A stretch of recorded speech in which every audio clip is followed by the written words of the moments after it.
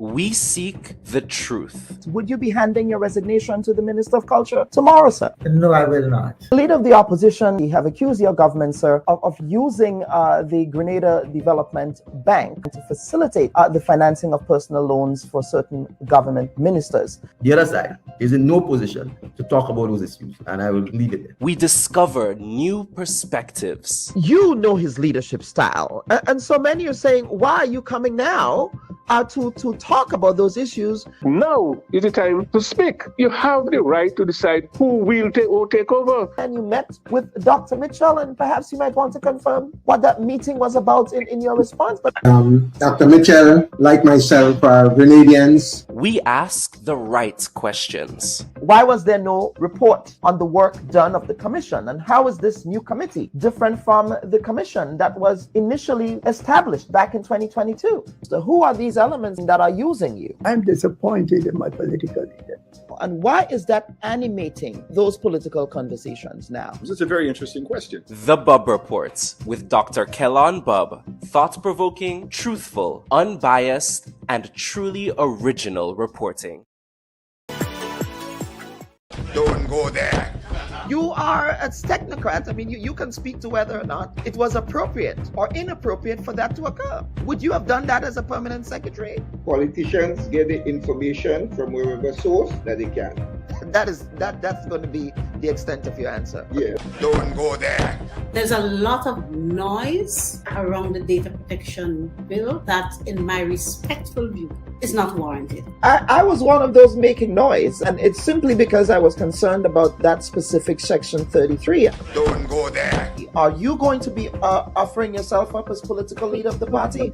I see you've called me here for much more than diplomatic passports. I don't mind that. Don't go there. What is the relationship like between you and your leader, Dr. Mitchell, your boss, Dr. Mitchell? I'm not sure how to explain how to answer this question at this time. I prefer not to answer. Don't go there. They said that you approached the bank for the loan before the election and that it only materialized after the election. There are also conflicting reports around the quantity of monies that were received. What is the reality here? People try to extort the truth and to make all kinds of things about it. I just stay quiet. So if you notice, I was really and truly quiet about the whole matter. Well, except with not with the New Today newspaper. The New Today newspaper reported on this. So I'm not sure you were quiet on this. Go ahead, Honorable. Go ahead. Well, I'm just trying to answer your question, right? Don't go there. I think we just spoke at length about the regularization framework. So yes, we did. But let us talk, Prime Minister. Let us talk about the workers who are dismissed. The Bubb Report. We go there.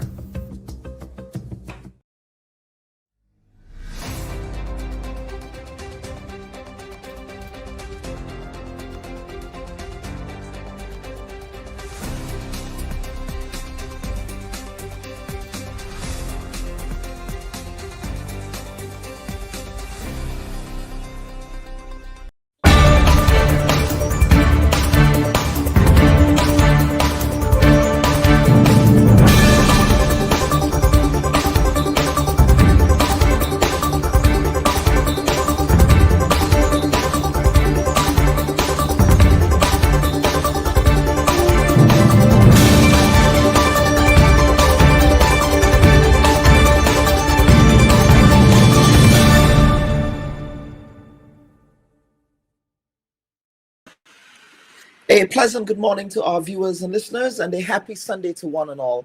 And welcome to the November 10th edition of the Bubb Report. I'm your humble host, Dr. Kellan Bubb. Of course, if you're joining us on social media, that is Facebook, please do us a favor by sharing this week's live stream. And if you're over on YouTube, do us a favor by liking and subscribing to our YouTube channel.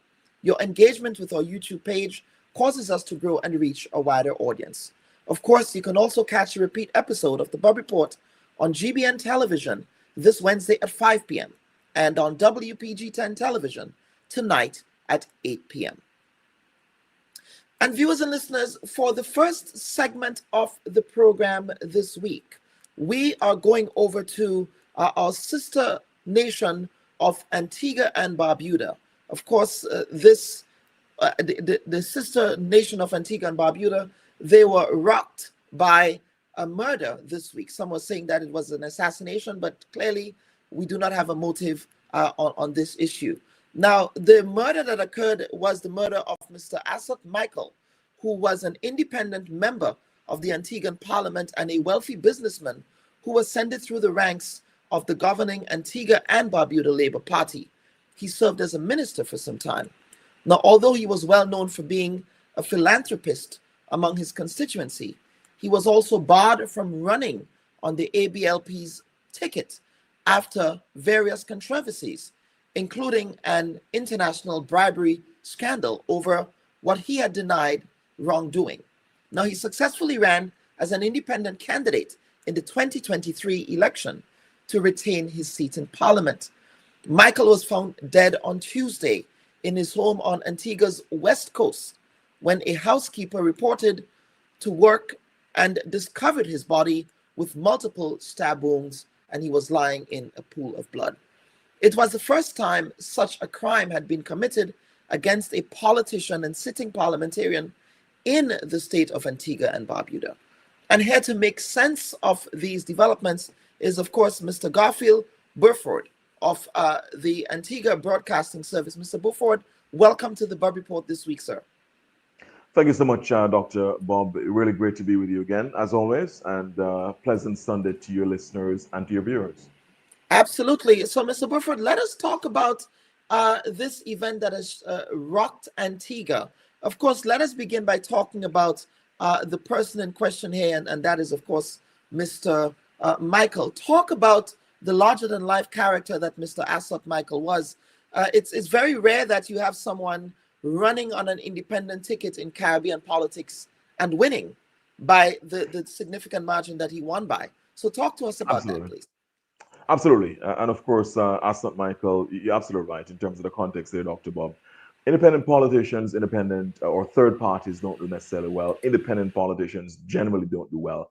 Asot Michael is one of the exceptions. He's the first in January of 2023. That election, of course, the last general election here in Antigua Barbuda, he convincingly won his seat and a significant margin. It wasn't even close in St. Peter. He's represented that seat since 2000. He went pretty much in the political architecture around about 1995. He became a special assistant to the then Prime Minister, Celeste Bird, of course, who died a few years ago, and of course one of the national heroes here in Antigua Barbuda.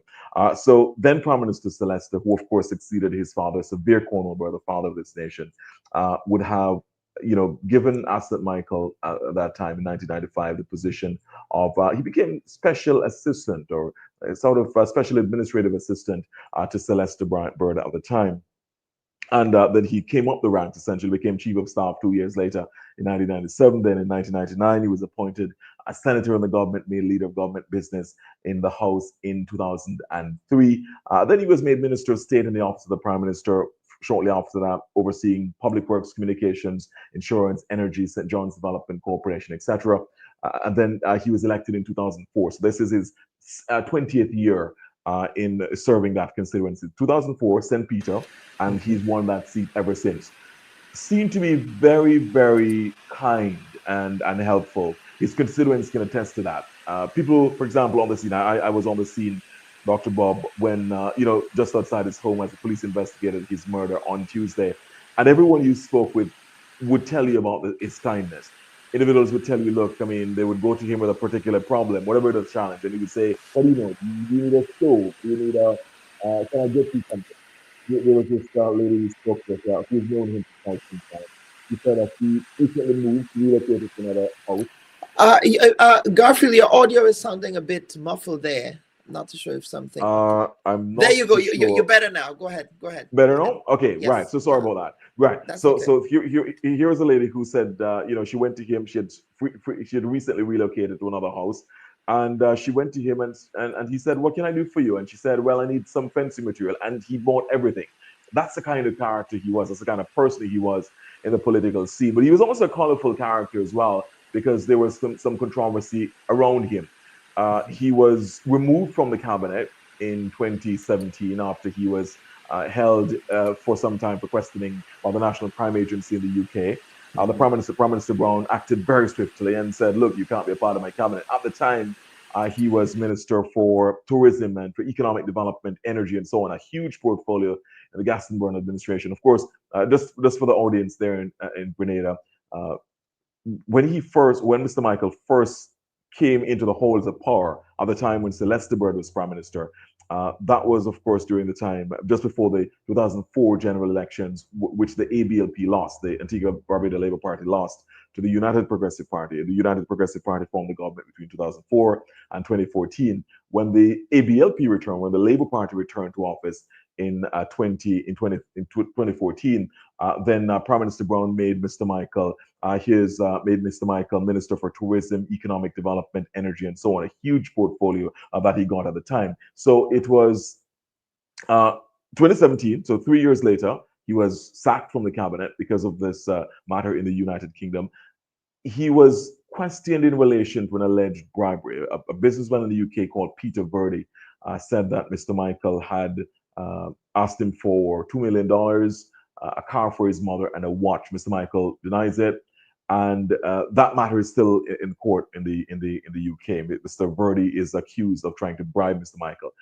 Why was this important? Mr. Michael, in 2016, when the alleged bribery happened, was Minister for Energy. The government here has engaged PV Energy, which is a company in which Mr. Verdi is a director, and there was a photovoltaic system that was set up there. So it was alleged that, in other words, Mr. Michael, that was the allegation, that Mr. Michael would have stood to benefit from, of course, in other words, Mr. Verdi would have benefited from having that close relationship because Mr. Michael was Minister of Energy and his company was engaged with the government of Antigua Barbuda. Either way, that was the matter that Mr. Michael was questioned about by the National Crime Agency in the UK. He was sacked from the cabinet.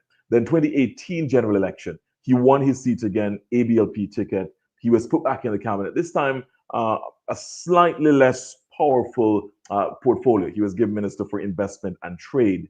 2 months later, 2 months after that, he resigned from the cabinet because that matter, that alleged bribery matter, still came up again, and he therefore resigned from the cabinet after that. So he's been one of those, you could say, one of those characters who was loved and hated in perhaps not equal measure, but certainly loved and hated. People had an ambivalence towards him, right? And but certainly he would be remembered for his long stint in public service.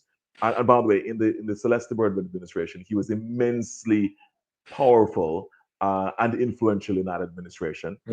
He held a lot of sway and a lot of clout in the Celeste Bird administration. Prime Minister Brown has said in the past, certainly when the relationship soured between himself and Mr. Michael, Prime Minister Brown had said that, look, Prime Minister Brown is not Celeste Bird. In other words, he's not going to allow Mr. Michael to have that same level of clout and influence over him as Celeste did.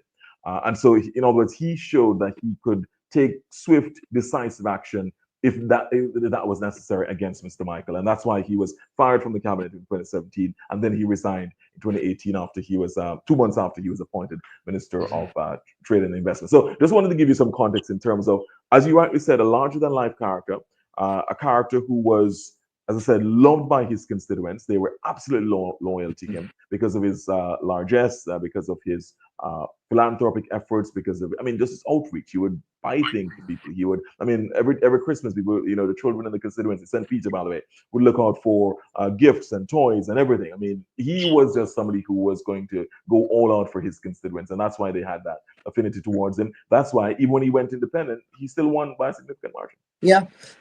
Let us talk about now. I was following your breaking news coverage of the unfortunate when his body was discovered lying in a pool of blood, and one of the things that you said and some other people said was that he had sort of an open door policy to his house, meaning his constituents, his benefactors would come to his house.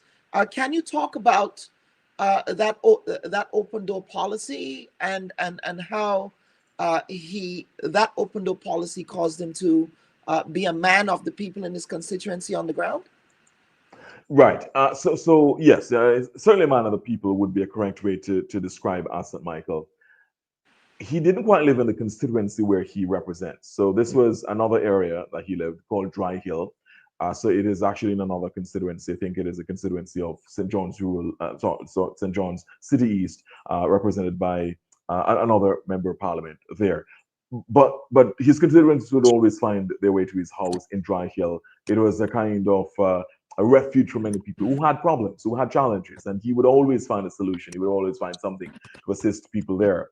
What we do know, this is what we know at this point, and perhaps this is what you're coming to, Dr. Bob. Yes.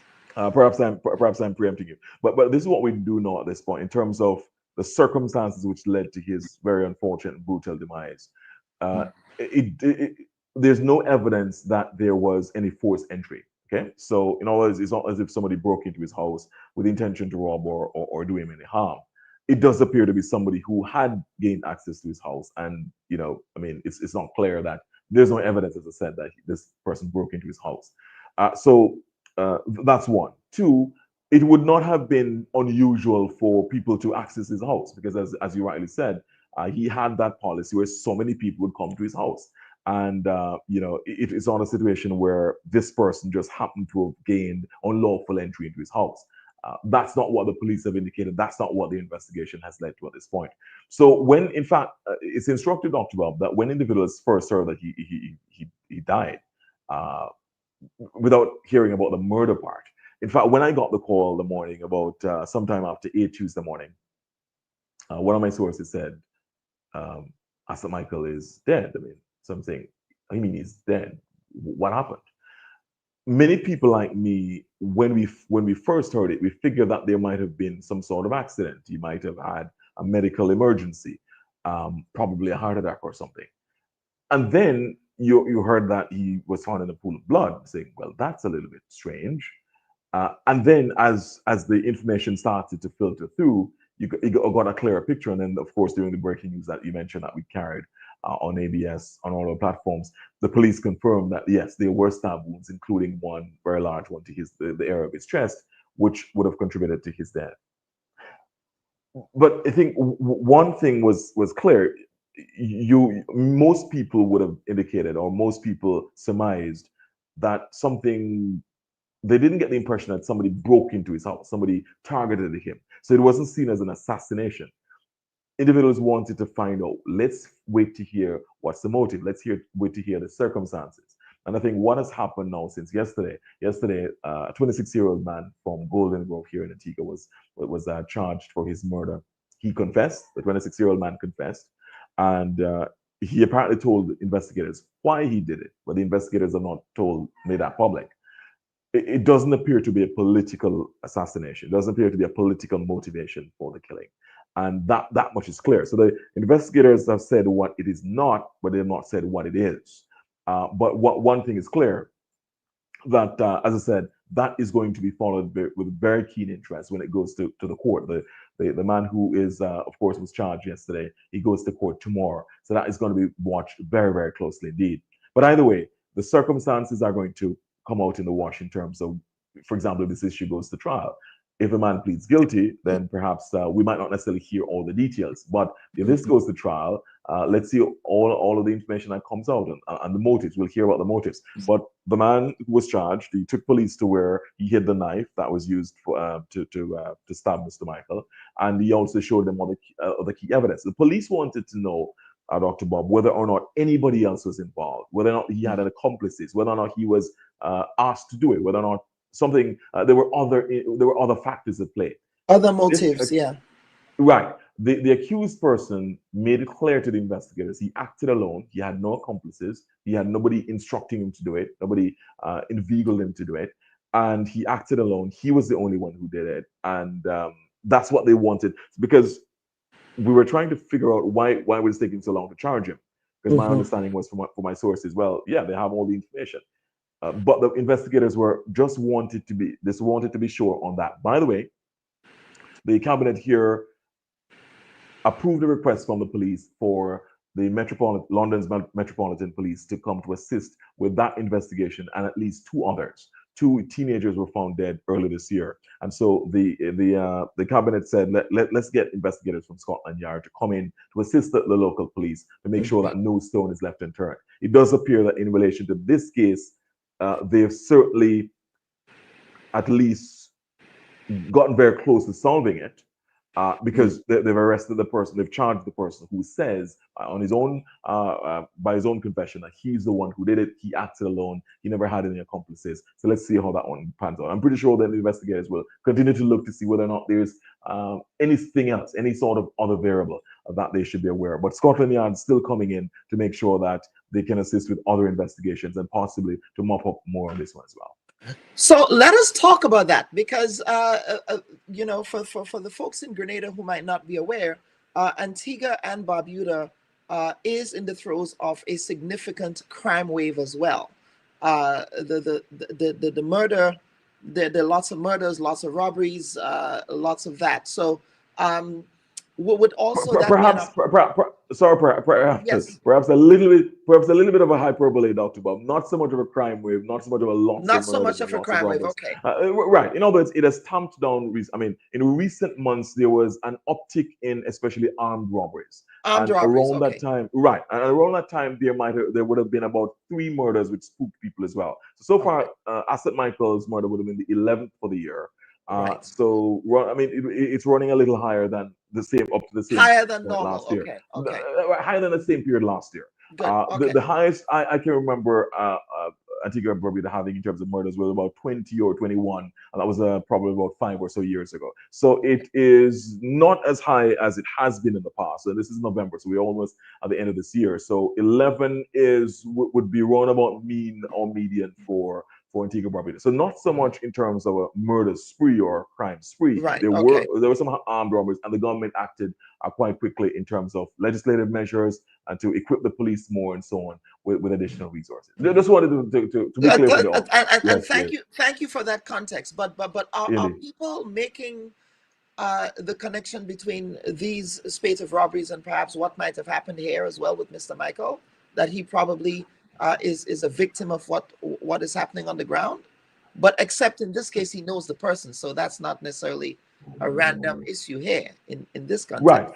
Right. I think generally what you pick up is not. I mean, initially when he was found dead, people started to wonder what happened. When the police confirmed that he was murdered, the initial reaction was of shock. Oh, how could this have happened? How could a sitting member of parliament, how could a legislator be killed like that? Yeah. But as more information started to emerge, it became clear that it was not a random kind of randomized issue where individuals just went and targeted his home, broke into his home and killed him, robbed and killed him. Nothing was stolen, based on what the police indicated, and it does appear to have been somebody who had access to the house for whatever reason. It is not that's not clear at this point. But in other words, there's no evidence to suggest that it was a targeted assassination, a targeted attack on Asot Michael. It might have been an issue between himself and the accused. We don't know all those details. But either way, I think initially there was that visceral reaction of, oh my gosh, how could this happen? How could a legislator be killed like this? It's the first time ever in this country that a legislator is like this. But as I said, that sort of reaction of, is this a kind of part of a broader national security problem, that quickly was replaced dissipated. Was replaced by, let's find out why this man did it. And I think generally there might have been some early suggestions of a more sinister motive for the killing. Some people were trying to find out or trying to wonder whether or not there might have been some sort of political connection.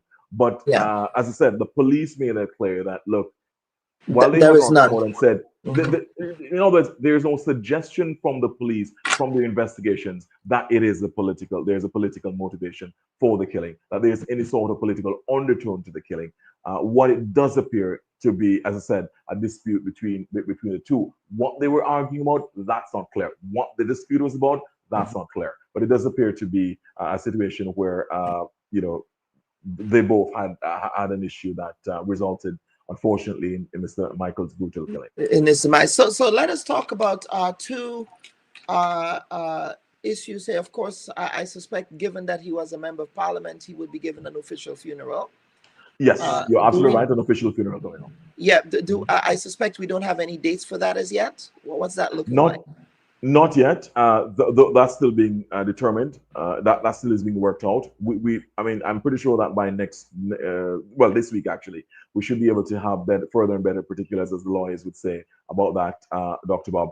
The cabinet made the determination, and the cabinet agreed to accord him an official funeral at its meeting last Wednesday. So that's a few days ago. So I'm pretty sure all those details are being worked out. And as soon as we know, we'll certainly pass it on to you as well. There's also going to be another element, which is a by-election, which the law says has to be held within 120 days. So a by-election has to be held to fill the vacant seat now left, by his very, very unfortunate premature demise.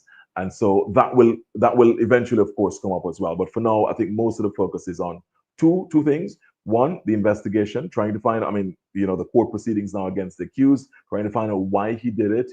As I said, he's confessed to it. Certainly, that's what the police have indicated. He showed them the knife. He showed them other evidence. So the important thing is to find out why that happened, and also now to talk about the official funeral, which will be held for Mr. Michael as well. Some people were arguing that perhaps there should have been a state funeral for him. But there's a bit of a minor distinction, and because I believe state funerals are only accorded to prime ministers and governors generals. Prime ministers, governors general, and especially and national heroes. So that becomes so those who would qualify for that. That's the highest sort of honor in terms of funeral that would be accorded. It was felt that certainly the Prime Minister explained this on his show yesterday, on his radio show, that Mr. Michael wouldn't quite reach that threshold to be accorded an official funeral. Sorry, to be accorded a state funeral, but certainly qualifies for an official funeral, which he has been accorded. Very well. And of course, the by-election, what is the timeline for that by-election? And 120 days. 120 days. 120 days. Now, yeah. I'm not too sure if anyone in Mr. Michael's inner circle may want to take the baton, the independent baton, and run with it, or is Mr. Michael this once in a lifetime political figure in Antigua and Barbuda that would now say, okay, well, now that his demise has officially occurred, that perhaps the ruling party might see it as a pickup seat after that by-election? Right. Let's see what happens on nomination day for that by-election when it is named and called. We wait to see whether or not anybody will be running independent in that seat. But even if there is somebody running independent, it is difficult to think that anybody would have the kind of clout, influence, loyalty on the constituents as Mr. Michael did. I mean, he was certainly a kind of outlier in terms of a figure who could run for the ABLP, win the seat, and in the last election run independent and still win the seat. I mean, obviously had a very public falling out with the ABLP and the leadership. And by the way, there's a court matter that is pending in relation to his taking the party to court. So he's taking the ABLP to court on this. But notwithstanding that, I think that there was a bit of a rapprochement in the last few months before he died, actually, Dr. Bob. And in fact, he and the Prime Minister had been kind of mended fences, or he had mended fences with the Prime Minister. Prime Minister, to use his word, said he had befriended, Mr. Michael had befriended him again. And there were pictures, for example, on social media. When the airport in Barbuda, for example, was being opened, Mr. Michael was very much there, and he was waving an ABLP flag, a Labour Party flag. So even though he was an independent MP, he, from his own words, and what has been reported from his own words, is that he still saw himself as a member of the Labour Party, and the Labour Party saw him as pretty much one of their own, even though, for example, as I said, he was independent and had taken them to court. So I doubt very much that anybody would, even if they did choose to run independent, would have any sort of chance, as he did, as Mr. Michael did, of just convincingly winning the seat, as happened in 2023. But let's wait to see. Who knows? But we wait to see when the by-election will be named, when that will be called, and who will be nominated for it, who will be seeking nomination for it, and whether or not among them will be any independent candidates. But I just want your audience to be clear, Dr. Bob. Politicians like Mr. Michael don't come up. They're few and far between. Very few and far between. Yes, I mean the person I can think about, for example, in Jamaica is Carl Samuda. You might hear the name Carl Samuda, who he was with a PNP, won. He was with a JLP and won, and he can cross sides and still win. And if you were to run independent, you very much think that he was able to win as well. I think his constituency is a North Central St. Andrews. So here's a situation where Mr. Michael is one of those kind of figures who is endeared or has endeared himself so much to the people, has their loyalty so much because of his philanthropy and his very, very copious donations and gifts and so on, that people are just absolutely enamored with him. So let us get to some viewer comments. We have a viewer saying, so many members of parliament move about without security details. So the outcome of this investigation will have some implications going forward, re-security for members of parliament. Garfield, is that a conversation that came up in Antigua as well? Yes, it is a conversation, but you see, it's a little bit of a nuanced thing. And the texture is correct that it is an issue to be looked at. I'm not so sure, however, even if he had a full security detail who would most likely be at his house, but perhaps not in his house, inside the house. And not, for example, inside the corridor, for example, of his house where he was found. He was found in a passage, in a pool of blood. We don't know the circumstances. But if this is not somebody who broke into his house, there's no evidence that this person broke into his house, the accused. If they had some sort of disagreement or dispute which resulted in Mr. Michael being murdered and stabbed to death, I'm not so sure whether or not a security detail who is stationed at his house outside would have been able to stop it per se. The circumstances might be one that would have been a little bit of a challenge for security detail, unless the nature of the security detail is you're going to be inside the house as well, and any little sort of movement you hear, you're going to react. But yet, I think a broader point is taken, and I think I've raised this concern as well with politicians themselves. They've said, every time I see it, I'm shocked that politicians here move around without security. And for example, they come to our studio here at ABS and they come by themselves, they drive themselves, they walk up the stairs and they come and do an interview. I'm saying, hold on. I mean, I know it is a barometer of the safety of the society. And notwithstanding, by the way, generally, when you look at it, notwithstanding the uptick in armed robberies and a few murders, for example, in recent months, which spooked people, which spooked the nation. The Prime Minister, for example, had to give a national address to try to allay fears and to and to tell the nation what his government was doing about it in terms of giving more resources to the police and tougher legislative measures to go against crime. Notwithstanding that, when you look at the per capita murder rate, Antigua Barbuda is still, extremely safe, relatively. For example, in the hemisphere. So politicians might be lulled into a false sense of security, thinking that, well, it's a safe society, relatively, compared to other places. But you only need one sort of incident to change, to change that. Yeah. Absolutely change everything. So I think that's a broader discussion that needs to be had and that should be had. But I'm not so sure that in this particular case, given the circumstances of the Asot Michael murder, that it would have been, a security detail would have been able to stop it, right, or to prevent him from being murdered. I'm not so sure, given how it happened. We have another user saying, does Mr. Michael have an outstanding assault court matter? Yes, he does. He was accused of assaulting a police officer, battery on police, and that matter was still ongoing. In fact, one of the most recent hearing, he wasn't there. He wasn't there. My understanding is that he might have been not well or something, but he didn't turn up for that. But the matter still had gone on. I think there was another date that was set for it. But yes, he was alleged to have been inebriated at some sort of fete or some event, and he is alleged to have assaulted the policewoman, and including tearing her part of her accoutrements and so on. So that matter was in court.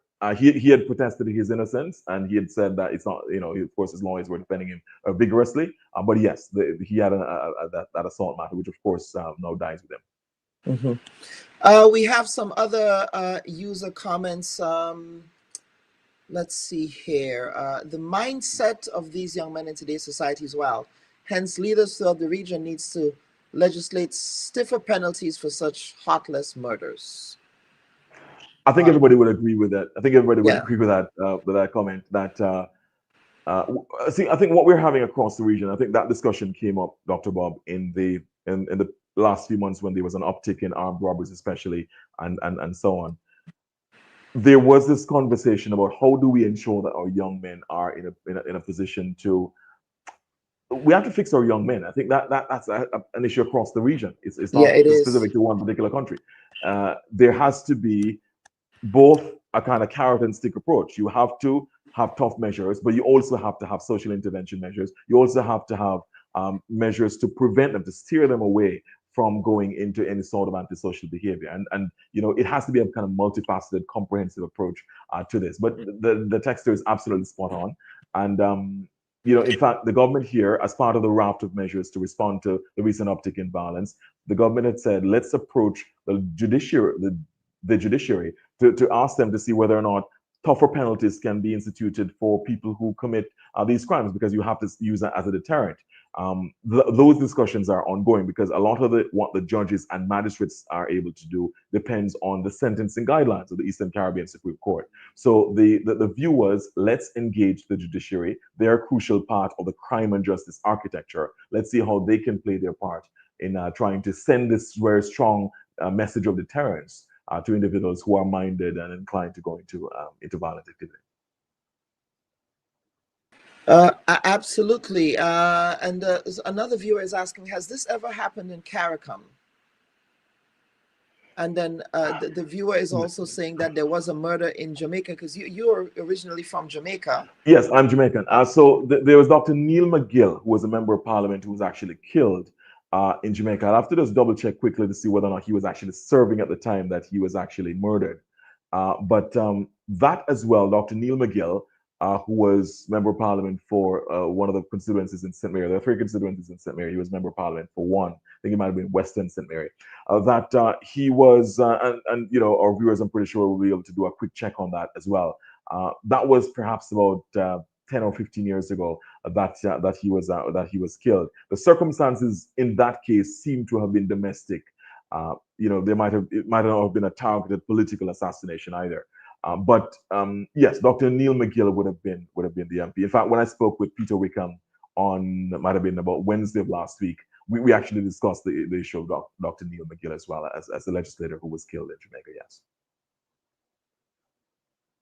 Absolutely, very interesting times for Antigua and Barbuda, and of course, your network I felt was because that's where I heard it first. Because the Bubb Report, we follow your page. So, we follow ABS. So thank you for your reporting on this. And I suspect that the people in Antigua and Barbuda, we are all close-knit communities in the Eastern Caribbean. That I'm sure has sent shockwaves through the community. It does. And to be clear, and, there's been a really strong outpouring of grief, national grief, and beyond, not just in Antigua Barbuda, but beyond. Asot Michael, of course, would have had a significant sub-regional and greater regional footprint as well, because of his time in politics. I mean, somebody who came in 1995, so we're talking about time.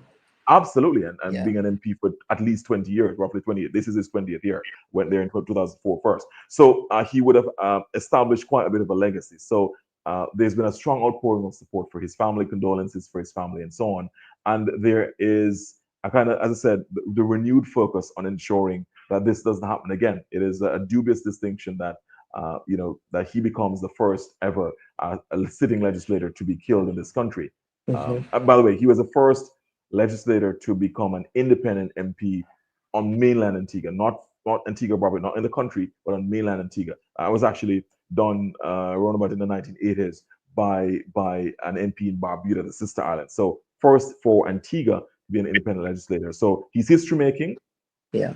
That in that respect, but also very, very sadly, history making that he's the first victim of a crime like this, where he was cut down, murdered while sitting in the legislature.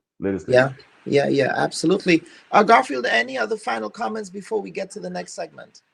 Right. Yes. Very sad situation. By the way, let me thank you, Dr. Bob, for the great work that you continue to do and for reaching out to us and to get more context for this so that you could, edify your viewers and to keep them abreast of what's happening, because it's important to ensure that we give context, because there's no news without context, and there is no Correct. context without the news. They go hand in hand. Yes. So it's important to give context. So it's a great work that you're doing, and thank you so much for the interest and for the viewers' interest in Grenada for this. We were talking earlier about the kind of almost PTSD, national PTSD in Grenada, when, for example, politicians are killed because of what would have happened in your 1983. country in 1983, of course, Yeah. with the Grenada Revolution, and of course the subsequent developments from that. By the way, we did a documentary with Celeste Bird when he was alive, focusing on the Grenada Revolution, and the entire episode and all of what led to it, what culminated in it, and what emerged from it. So Celeste Bird would have given his very, very, very perspicacious comments and analysis on that. So it's really great that there is that connection, because we're all connected in this region, in the sub-region first, and then in the broader region, and in the entire world. We're all connected. So what happens in one country has resonances in other countries as well. And so, yes, so thank you for the interest. And that is a final point, that we will keep you updated on the developments. Yes. In terms of the court proceedings. So the accused goes to court tomorrow. He has his first appearance. Most likely he will be remanded. He goes to the magistrate's court. Magistrates have no authority to grant bail in such serious cases as murder, so he will be remanded to prison, and of course, come into the proceedings for the High Court and so on. So it will. Let's see how that one pans out. Let's see if he will plead guilty. Let's see if this matter goes to trial. Let's see what happens. But everybody wants to know why he did it. But as I said, if there's any minute sliver of consolation, it is that there does not appear at this point to be any sort of political motivation, motive, and in other words, it was not a targeted assassination of a legislator. And as I said, let's see how that one pans out. But we'll keep you updated on the date for the official funeral, and of course beyond that, because I think that the focus is not so much on the politics now about the by-election. The focus is on the grieving of his family, and remembering and the official funeral. Yeah, absolutely. Mr. Beaufort, thank you so much for appearing on the Bubb Report this week. You're most welcome, Dr. Bob. Thank you so much. And let me thank yourself and to your audience. Have a fantastic Sunday. By the way, it's Remembrance Sunday, so I'm pretty sure you had an observance in Grenada as well for Remembrance Sunday for those who died in World Wars I and II. Actually coming from there within the last few hours or so. Absolutely. Viewers and listeners, this is the Bubb Report. Of course, we were just there covering the earth-shattering murder of an Antiguan legislator, a very larger-than-life figure in the politics of Antigua and Barbuda, in the person of Mr. Asot Michael. Of course, the suspect will be appearing in court, making his court appearance Monday, and the police indicated that the suspect also made a confession, but they did not release what that confession was. Of course, I suspect we're going to be waiting for the court proceedings to determine the motive behind this very unfortunate and shocking incident out there in Antigua and Barbuda. Viewers and listeners, this is the Bubb Report. Please stand by for the second segment of the program. Should your loved ones pass on, they deserve to be treated with dignity. And at S.A. Johnson Funeral Home, we can provide you with that service. We can take you every step of the way during your sorrowful moments. When that need arises, call S.A. Johnson Funeral Home at 347-777-9797. That's 347-777-9797. S.A. Johnson Funeral Home is a Caribbean family-owned funeral home here in Brooklyn, providing funeral services, but in a dignified way. From cremation to burial to the repatriation of your loved ones, you don't have to go through the hassle, as we provide exceptional service that allows you to mourn and heal peacefully. For more information, visit our website, www.sajohnsonfuneral.org. Send us an email at sajfuneral@aol.com or call 347-777-9797. S.A. Johnson Funeral Home, because you deserve to be treated with dignity. Hi everyone, thanks for checking out the Bubb Report's social media pages. If you'd like to get more videos, show highlights, and watch our weekly live show, follow our Facebook, Twitter, and Instagram pages, and also subscribe to our YouTube channel. You can catch repeat episodes on Wednesdays at 4 and 5 p.m. respectively, on CRFM Radio and GBN TV in Grenada. We are also viewed on Sundays at 8 p.m.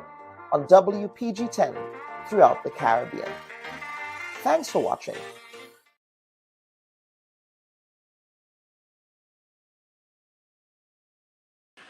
And viewers and listeners, welcome back to this week's edition of the Bubb Report. Of course, if you're just joining us, please remember to like and share this week's live stream. And today what we are doing is that we are going to do a palate cleanser of sorts. There's been so many issues animating discourse in the national community that we decided to assemble a panel of commentators, journalists, and former politicians to make sense and analyze some of those issues that are animating discourse and conversation and development in the national community in Grenada. I'm therefore happy to be joined by no strangers to the Bubb Report. That's Mr. Kenny Lalsing, as well as Mr. William Joseph. But later on the program, we'd also be joined by Mr. Herman Hall. And of course, for the first part of this conversation, I believe it would be important, Mr. Hall, to bring you in here so that we can have a conversation, gentlemen, on the just completed and the impacts that would have on the Caribbean. So I want to begin with you, Mr. Hall. Mr. Hall, welcome to the Bubb Report, sir. Thank you, and good morning to your listeners worldwide. Yes, absolutely. And of course, Mr. Hall, we just had a U.S. election, and we cannot sugarcoat this. This will certainly have impacts on the Caribbean. Yes, but personally, I don't think it will have much impact. I mean, America normally look at the Caribbean in times of problems. We heard what we know. The president-elect is not that interested in Haiti, how he spoke about Haiti during the election. But it is Caribbean leaders that have to go to the State Department or go to the new administration and make their demands. I'm sort of reminding myself of the late Congresswoman Shirley Chisholm. She always said that Caribbean leaders just wait. So even though we also have to remember that when Trump became president, his first presidency, one of the first heads of state he called was the Prime Minister of Trinidad and Tobago.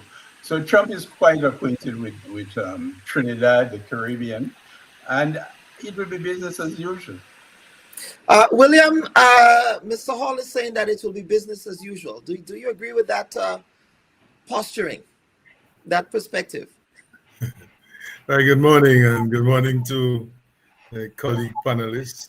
I mean, I don't see anything on the horizon that is positive necessarily for Grenada, for the region, arising from the re-election of Donald Trump. Those of us who followed his pronouncements and other statements during the campaign could not detect an appetite for countries such as ours. So, and in terms of America's strategic national interests, I don't know that the Caribbean, certainly the English-speaking Caribbean, plays the kind of role in 2024 that it might have played back in 1990 or before that. So a lot has changed, and I don't see anything on the horizon that tells me, comforts me, that there will be certainly any economic hand up for the Caribbean. And in fact, I envision that in the context of the mass deportation policy announced, we might very well be receiving hundreds of our citizens back here. If they come with skills, great. If they come with no skills but crime, you see the social problem we're going to have. Yes, Mr. Lalsing? Just unmute the mic, sir. If you can just unmute your mic. Okay. Yes, go ahead now. Thank you very much. Good morning to you and your listeners. It's a pleasure to be on your program once more. Regarding the U.S. election, there is not a lot of change. I want to agree with the panel before me. there's not much really to expect differently. And of course, William has said it. You can find them quickly sending back somewhat criminal elements of Grenadian constitutionality to us because they don't want problems in the country. Now, additionally, the Republicans over the years, probably the policy was a lot more towards the Caribbean. But I don't know what the new president-elect will do. You know, election is a lot of promises. Election is based on winning. You can make promises, you can say things because you stimulate your voters. It doesn't mean that you are going to do everything that you say at the election time. I do want to bring back Mr. Hall. Mr. Hall, if you can just adjust your, because there you go. We can see that lovely guava face there. That's St. John's face. Just unmute your mic, sir. Just unmute your mic again, Mr. Hall, because I believe we're probably getting an echo from you. Is your mic unmuted? No, it's still muted. Go ahead and unmute. It's unmuted. There you go. Yeah, okay. go ahead and engage the gentleman. I agree with what Mr. Langston said. We have to look at it in a historical context. The Caribbean gains more during Republican administration. Now, if you remove the politics out of it, who introduced the Caribbean Basin Initiative many, many years ago? All that sugar cane, the rum, you know, the bananas, whatever we get into the United States from the Caribbean were all Republican initiatives during the Reagan administration. What I thought that Vice President Kamala Harris missed out, and again, I'm going back to history that or maybe our advisors do not know, because history is now no longer as important worldwide as it was once many centuries ago due to technology. For example, I thought it would have been a good case to hit the Republican, or we Republicans, because I am a Republican, but I did vote for Kamala Harris, to say that it was a Republican administration, Ronald Reagan, who granted amnesty. The last time amnesty was granted to undocumented people in the United States was under Ronald Reagan. And if we did not have 9/11, President Bush, the second Bush, he was willing to make some changes and make it more liberal for immigrants. But again, we have to remember that Trump is a salesman and he will talk big. Let's put it this way. During the Obama administration, more persons were deported out of the United States, but it was done quietly. Trump is a salesman, so he will talk big, he will use a big stick.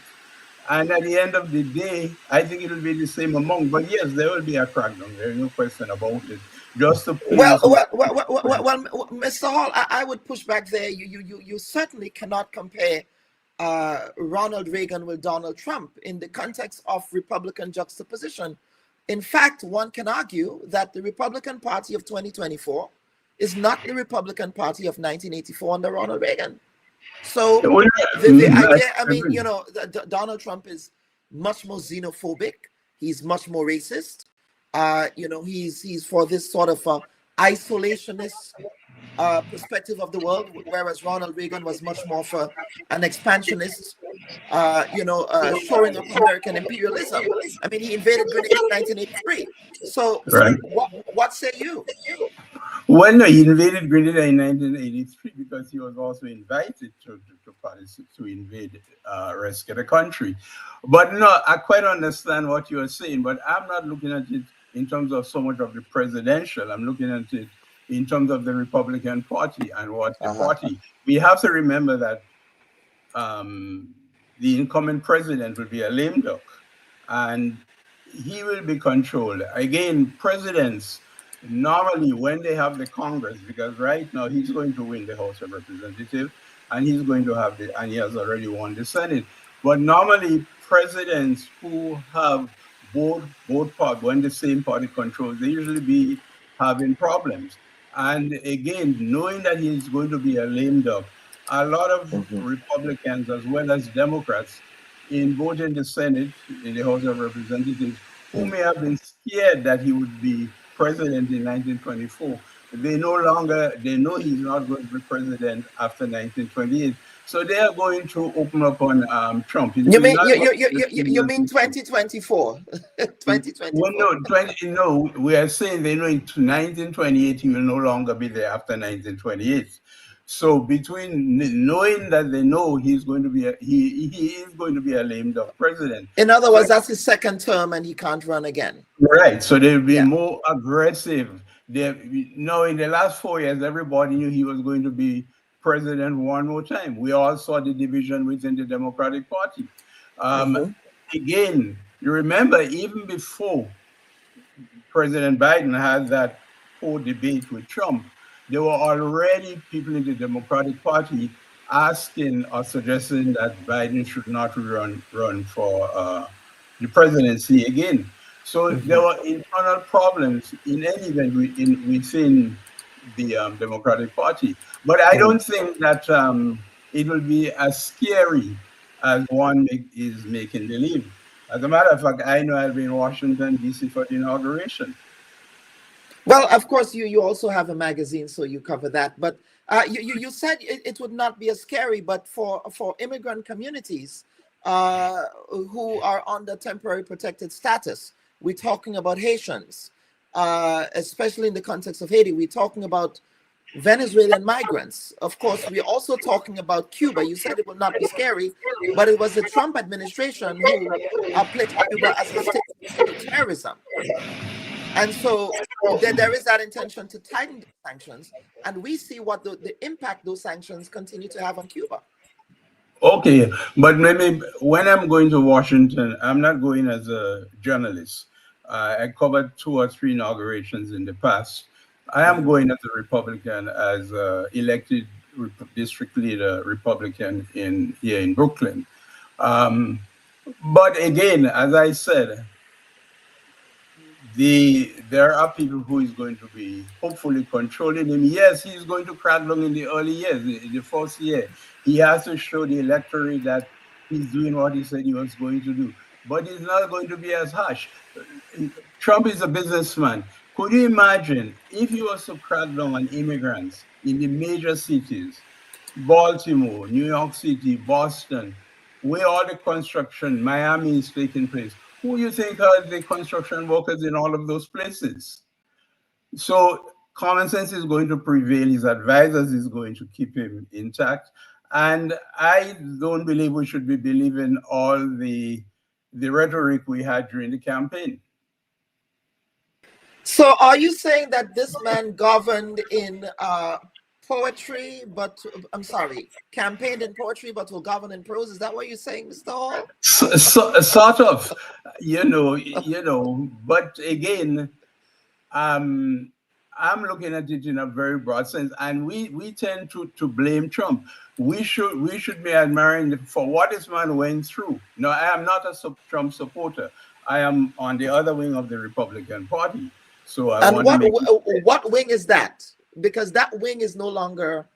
Well, again, in party politics, I was a student at the GVSS, and I think when Barry Goldwater ran as a Republican in the days of Kennedy, Johnson, and so forth, and everybody thought this was the end of the Republican Party. It is going to be very, very conservative, and then it changed. So political parties in any part of the world changing. So right now, by the end of 2028,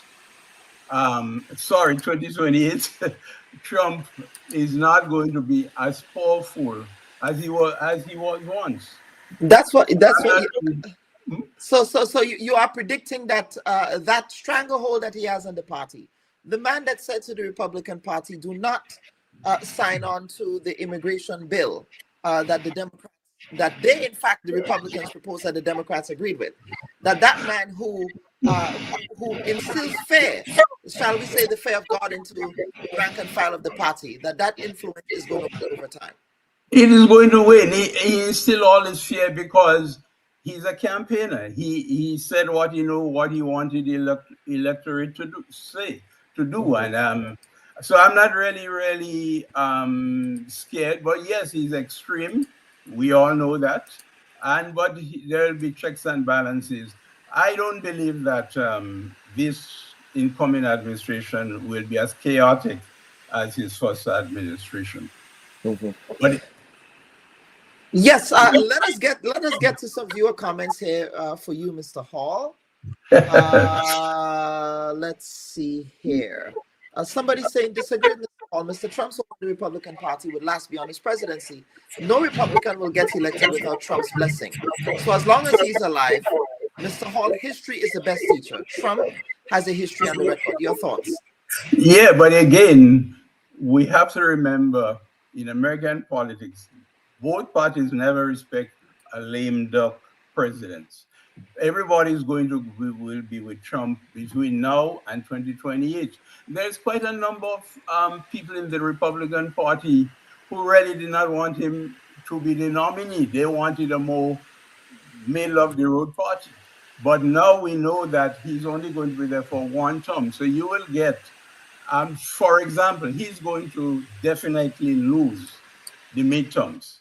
The midterm will be in 2026. In 2 years from now. In 2 years, and that's I could guarantee that, because this is how the trend is. But once he loses the midterm and he's in his last 2 years, especially the last year of a president, Congress don't take them serious as such, and then there'll be a lot of Republicans running in the Republican primary to be the next president of the United States beginning in 2028, 2029. So I don't think we should be that scared. What I think we should be more concerned, why is it the Republican Party was able to control not only the presidency, but the entire two houses of Congress? The Congress, and of course it was an uphill battle for the Democrats in the Senate. In any event, the map did not look good for them. But someone is saying here, Trump isn't an independent thinker. It's the people around him advising him we need to worry about. And we're speaking here of the millionaires and billionaires who surround Mr. Trump. We have Mr. Peter Thiel. We have Elon Musk. We have the entire 1% Silicon Valley establishment. All of these people, are around Mr. Trump as his advisors and who would be influencing that administration. So, Mr. Hall, the question is, and this is what I found very contradictory about this election, that Mr. Trump ran on this working class mantra. I suspect that goes to his salesman identity. Some might say snake oil salesman identity. But he ran on this mantra of being a champion of the working class, when in fact, Republican policies are not necessarily geared towards working class, the working class. So, for example, they've never raised the minimum wage. The current tax breaks that they're giving are for millionaires and billionaires. And so none of these policies are going to affect the majority of people that voted for him, meaning those without college degrees and those who are of the working class, the minimum wage earners. Your thoughts on that? Just unmute the mic, sir, because we keep getting an echo from you. So I had to mute the mic again, but just unmute it. Do you see the? Okay, yes, go ahead. So talk about that contradiction, please. So we are talking about Trump. What we should be talking about more, yes, is the weaknesses within the Democratic Party. That is where it lies. Again, the Democratic Party have taken for many years its constituents, especially African Americans, the blacks, the minorities, people like me, for granted. This is why when I became a citizen, I became a Republican, because at that particular time, I heard prominent Democrats, people like Johnson, who founded Ebony magazine way back when. They always saying that we needed more blacks in both parties. So right now, you have a shift where people are gradually, minorities are moving back to the Republican Party. But we also have to go back again into history, that the Republican Party was once the party of minorities and blacks. And the Democratic Party was the party that introduced John Crow, racism, segregation in the South. And then for whatever reason, the Democratic Party won African Americans and blacks in general, and the Republican Party lost them. But I believe as more and more minorities, African Americans in particular, and when I use the word African Americans, I'm including Caribbean Americans in that context because they are the children of who were born here. And what I do believe that as they rise in the socioeconomic status, as Martin Luther King said, he was only looking for equality, not anything based on priorities and everything. So as more Blacks move up the socioeconomic ladder, you will find that more and more of them are saying, listen, let us shift to the other party, or let us shift to any party that will improve the status of Blacks in general, and do not let one party believe that they are the rulers of us. All right, let us get to some other comments. We do have to get to the rest of the panel here because Grenada still has a country to govern, irrespective of who the president is in the United States, some might say. But let us get to some comments. Agreed that the Democrats have taken Black people I suspect for granted. Historically, Blacks were Republicans, and yesterday's whites fled the Democratic Party when Blacks started coming in. But the party of Trump is not the Republican Party of yesteryears. So we have that. Then we have another comment here. Trump only says what he knows, what a large number of Americans want to hear. He is the poster boy for white supremacists, Americans in the heartland of racism and white supremacists. So, Mr. Hall, again, that's another contradiction. Here you have Mr. Trump, who sympathizes, who would say things like good people on both sides in respect of white supremacists, and you're saying that that is a natural home for Black people as well. So, no, I'm not saying that at all. I'm saying that more and more Blacks and liberal whites, they are not going to allow Trump to get away with everything. And politics is very different. I mean, in some countries, you will have a political party winning 2-3 terms, getting all the seats in parliament, right? And then eventually 15, 20 years later, the party that you have ruled out gets back into power. So basically, Trump's hold of the Republican Party is only temporary.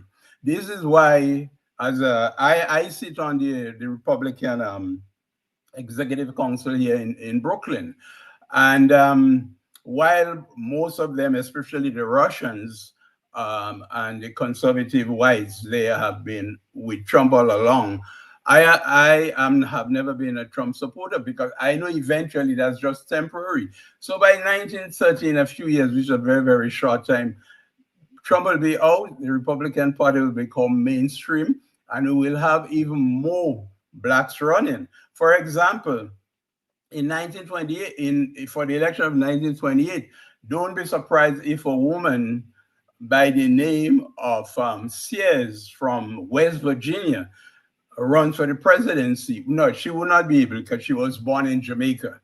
But right now, she's running for governor of West Virginia, and she's the president. That is Virginia, not West Virginia. She's down the street. No, West Virginia, not Virginia. West Virginia. Oh, West Virginia. Okay. We're talking about Miss Sears. That's a Jamaican? No, she. Winsome Sears. Is she the lieutenant governor to Youngkin? In West Virginia. Go ahead. So she has declared he cannot run again. So she is running for the governor of West Virginia, and she is a Republican, right?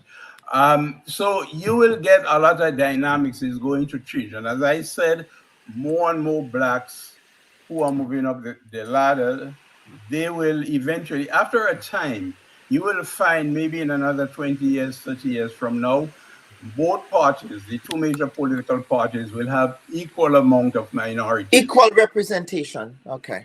All right. Well, I don't know about representation, but you will get 50%, just as how you may have 50% of whites presently are Democrats, and let us say another 50% of Republicans. In another 20 years, as Blacks move up, you will find that, and as they become more conservative in a sense, because they are moving up the social ladder in that sense, you will have half of Blacks in the Democratic Party and half of blacks or minorities in the Republican Party. Which makes it more competitive. That is what it's going to be. Sense. So this is why I'm not worried too much about the presidency. I'm more concerned as to how on earth this man won. Again, I voted for Kamala, as I said, because in 1977, when I founded this magazine, Everybody's Caribbean Magazine, it was there to promote Caribbean American culture, to promote us, to showcase the Caribbean American contribution. In 1977, when I started, very few people knew that, for example, Alexander Hamilton was Caribbean. And Alexander Hamilton, by the way, was one of the architects of the Electoral College.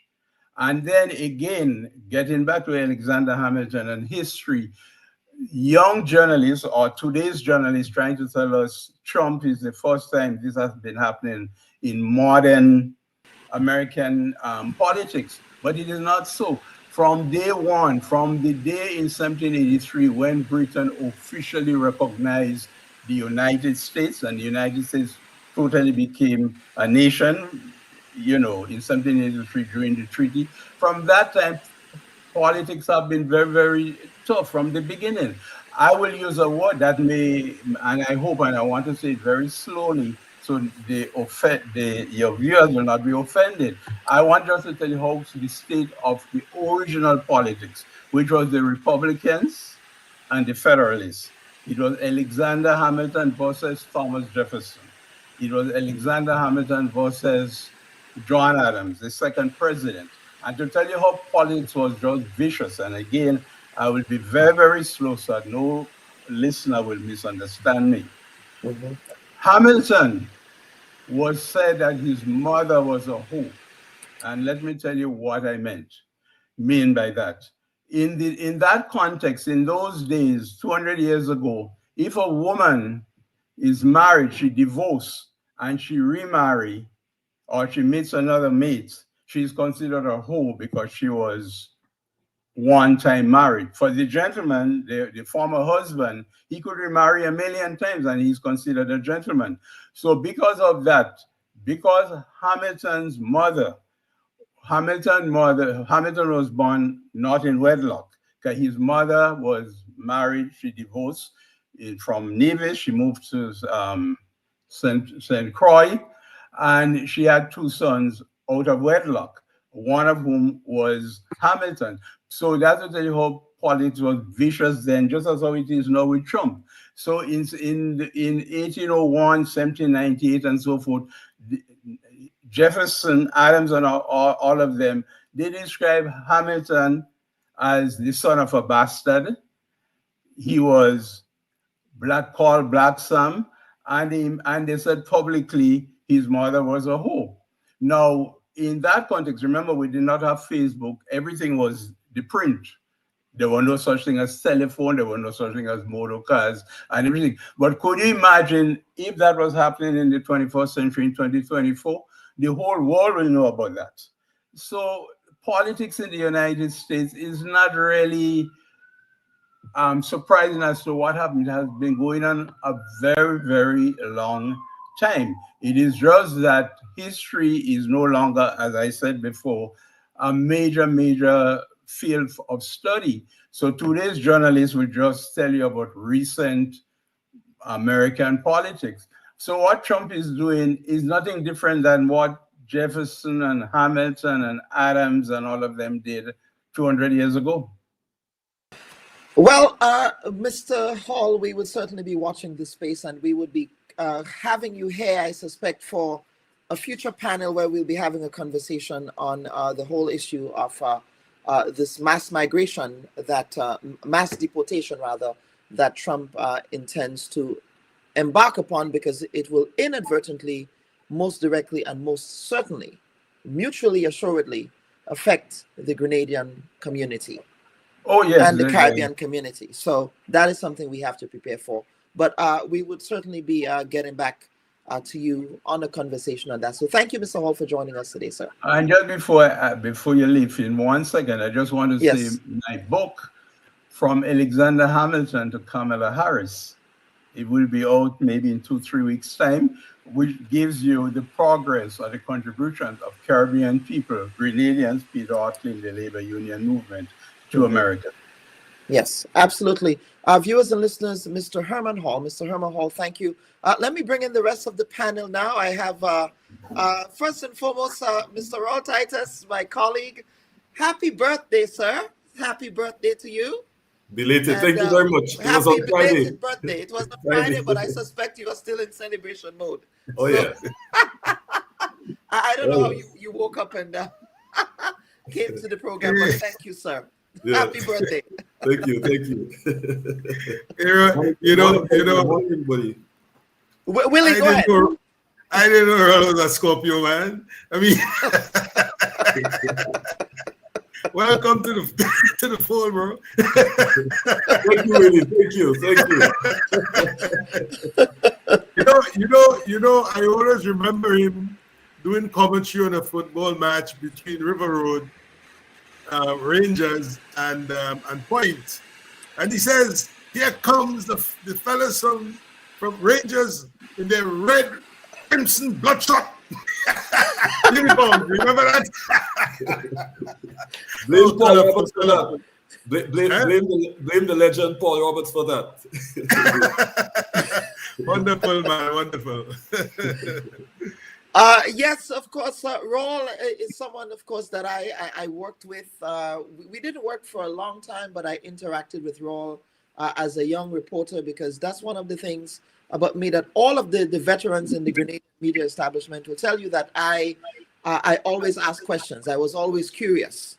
I always sought feedback and correction. I never felt I was big enough and what they playing. So Raul is somebody that I respect a great deal. But gentlemen, let us get into it. So many issues have been occurring over the last couple of months that I felt it was important to assemble a panel here to discuss these. And let us begin on the political front first. Of course, the National Democratic Congress, they just held their General Council meeting against the backdrop of Pret's resignation. And the new National Party seems to have stepped up their opposition. I don't want to call it agitation, well, I guess agitation, advocacy, by having these weekly zonal meetings, some on Thursdays, some on Sundays, and they, as they say, the thing nice. So, who wants to start by talking about the NDC General Council meeting? Of course, there was no live streaming of any of it. We just saw some images of it on their social media page, but that's it. Willie, I will start with you there. Well, I almost said thanks, but the truth is that I don't know what came out of the General Council. I mean, I haven't read anything, but we know traditionally the General Council is an opportunity for the membership to essentially caucus with the leadership of the party, who in this case, when they're in government. And I just make this point, it's very, very important, that nexus, the connection between party and government when the party is in office, when the party forms the government. So what happens at the party plays onto the government, and then of course the electorate takes note. So I don't know what came out of it constructively or otherwise. It's good that they held it. It shows that the internal systems are operating. But I could hardly go beyond that sort of bare observation for the time being. Laco's resignation, would that have any political impact at all? Well, no. I mean, listen, from the time, remember, Laco failed at the seat in St. George Northwest, and once he was declared to have been unfit to be in the cabinet on the ground of loss of trust and confidence, he really had no political future in the NDC. Under the leadership of Deacon Mitchell, And certainly it would have taken him considerable time post Deacon Mitchell leadership, in my view, for him to be rehabilitated. That is a stigma that is very, very pervasive. It's a very, very, very, very pervasive thing. It's, you know, for you to be marked as one who had lost trust and confidence in one's political leader and prime minister, that is a serious thing. So I didn't see, prior to his foray with the NDC, I did not recognize him as somebody with a special political talent. I certainly was not aware of him in the field. So I don't think that, you know, there is, you know, his going, you know, constitutes a loss to the NDC, nor a benefit to himself. You know, so I, you know, it's just one of those things, unfortunate things, that he has suffered. And I think, you know, let's just see what he does with himself in terms of involvement in party politics. Absolutely. Mr. Lal Singh, the NDC convention, as well as the on the other side, the zonal council meetings, I believe they're up on your side again. They seem to be campaigning heavily in the St. Patrick area. Maybe there is something in the water up there that they're sensing. I don't want to say blood in the water, but the NDC's General Council, and as just previously said, it is good to see a party in government abiding with the Constitution and bringing the party supporters very close to the government. One of the things that happens all the time with many parties, there is a distance between the party and the government. And anytime this happens, you can see failure. So it's good that they were able to bring together the party membership and the government to dialogue. That's a good start. I haven't heard anything extraordinary about the General Council, but I do hope that they are forging good relations between the party and the government. On the other side with the NNP, after 2 years of loss, it is good that they are rekindling the supporters. The NNP is a very powerful organization in terms of membership. At the moment, the leadership is not very good because there is infighting. But don't dismiss them. They have a very strong membership grassroots base. And again, it is important to have these zonal meetings so that you can get closer to your membership and you don't wait for election time. Sometimes you can have all elections. So I think both parties are doing what is right. On the LACO issue, you know, one of the mistakes governments make over the years, you pack your Senate with losers. And that should not be. Your Senate really and truly should be people who did not run for election and lose. Because you are taking all of the people that was rejected. Well, most of them are rejected by the people, and you pack them into the Senate. This is not a very good sign, you know. And what you need to look for is independent-minded people who can help organize the party forward. Because in politics, you have people who can win an election, and you have people can help you in the government. And this is how you distinguish people from people. A guy can win a seat, but he may not be a good minister. Another one can be a good minister, but not a good candidate. And these are something that we need to look at. But many a times, we pack the Senate with losers.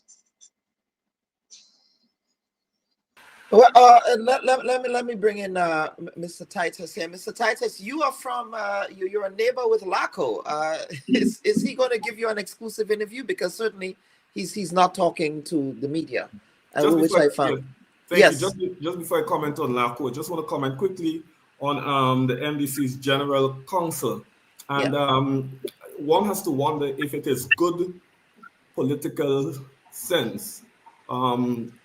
The way they operated, because from my recollection, when you have the General Council over the years, it's a normal for you to have your private sessions.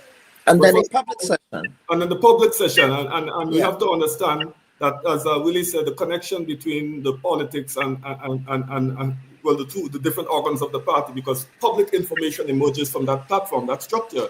So it means there's a public interest issue at stake here.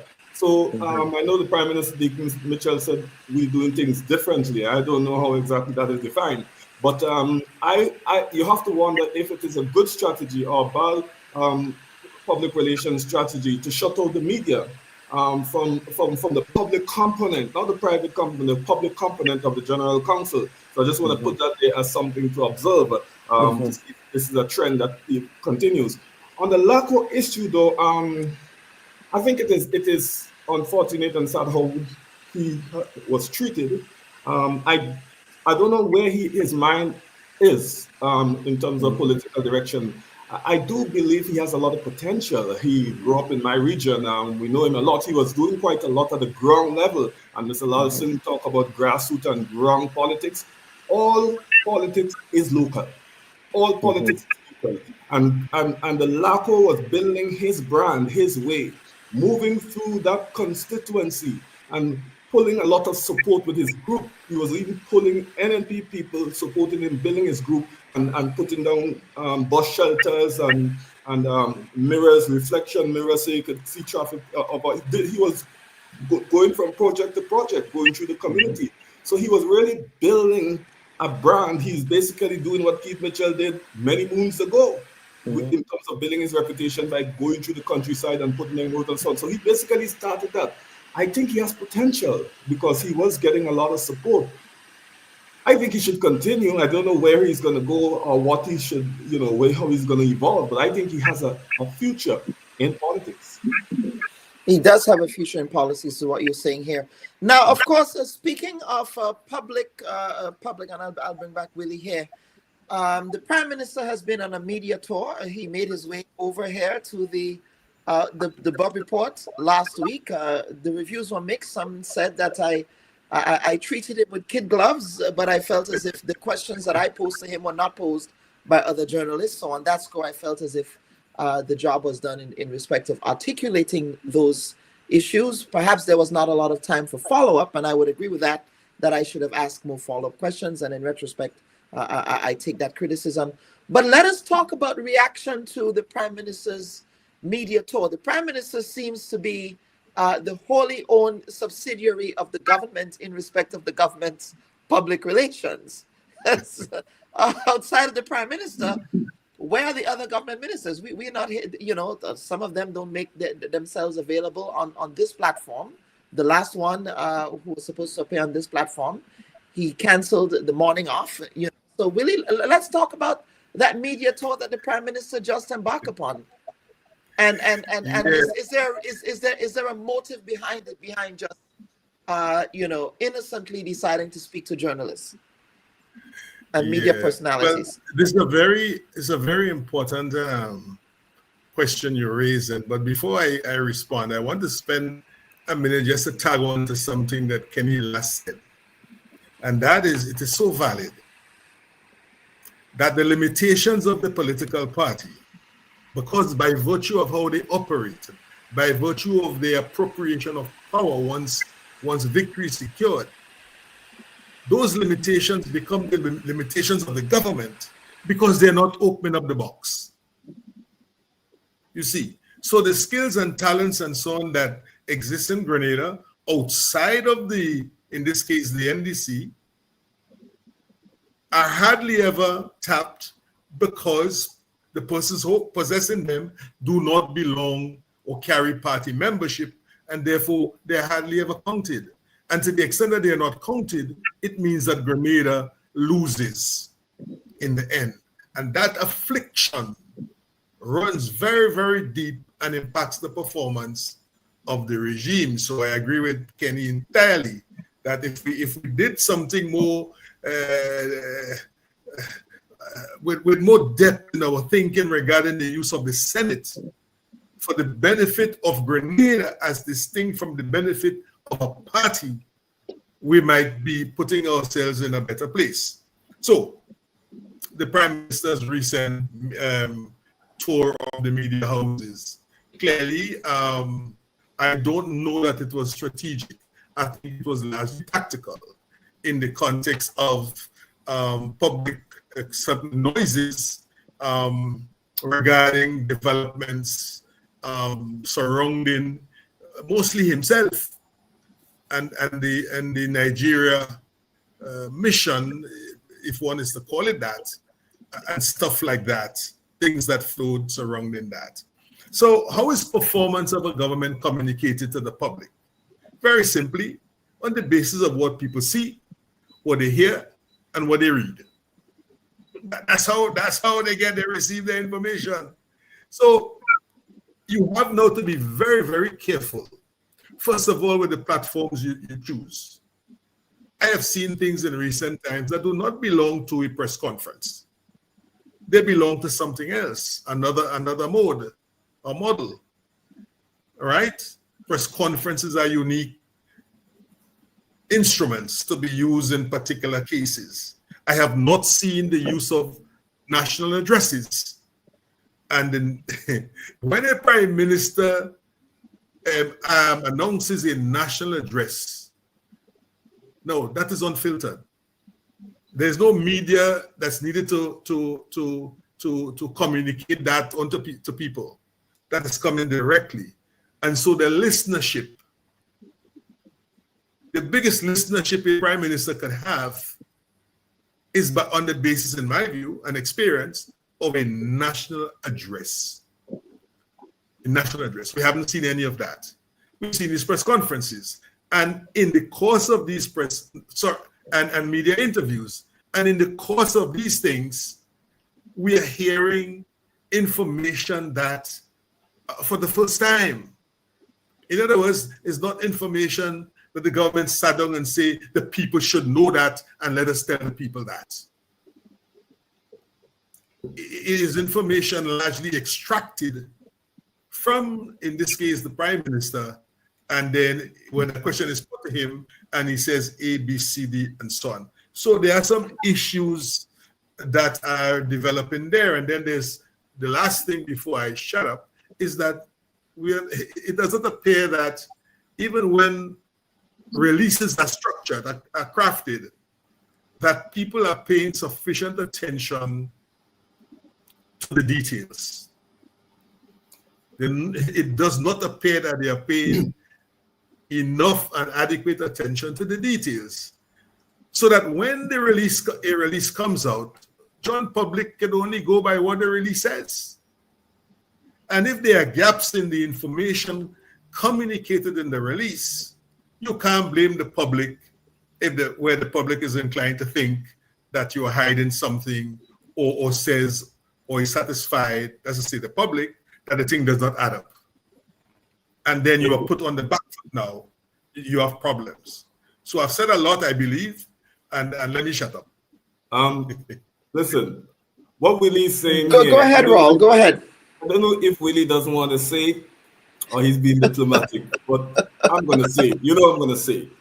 The government is not doing a good job with its public relations. The government's public relations is a nightmare in terms of how it operates. And it has to get its public relations act right, because whatever government does is public information. It's information that people need to know. So it's basically a crisis that's happening here. Strategy, platform, message. Strategy, platform, message. And there are too many examples where the strategy is poor. The prime minister is going around doing these interviews, right? And he's basically talking about a lot of things that the technocrat should be talking about. He is the prime minister. He could address policy issues and the major issues, but a lot of small nitty-gritty issues, what are you wasting time talking about it, going on different platforms for? And so there's a lot that's wrong about the public information. Simple case, I'm driving down Morris Bishop Highway yesterday. The two black jeeps appear behind me, so they're flashing lights, so the police outrider is heading for the airport. That's the prime minister, so I have to give respect. I pull it over on the side, let them pass through, and so on. He's on a visit, a 10-day visit to Dominica and some other places. No information comes out from the government platform as to Prime Minister, who's the acting Prime Minister, why he's going. It's only after a journalist made a call.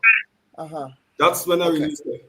And there's too much of this happening. People have to know these things. It's just what has to happen. Okay, Kenny. I think both of them quite, but Raul hit it on the head. He must be more direct.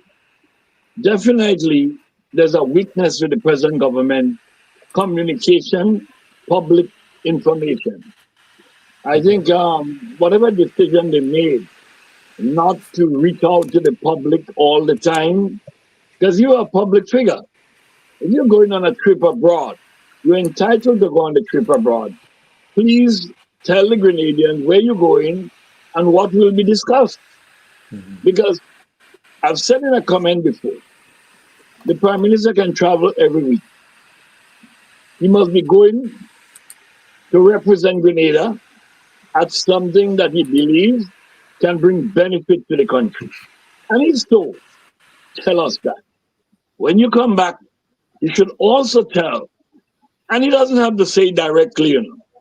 He can say through his public relations arm, I've been there, this is what I did, this is what I expect to happen. And I think that is a weakness of the government. If they don't correct that now, then people will have other ideas. And the worst thing in politics is for people to have other ideas, what they believe you might be doing. They might have the wrong perception, and then it will come back to haunt him and his government. I remember, before closing, when an MP won the election in 2013, some of you would remember I was a campaign manager. For many months, I managed the campaign. I perhaps made mistake. I perhaps did something good.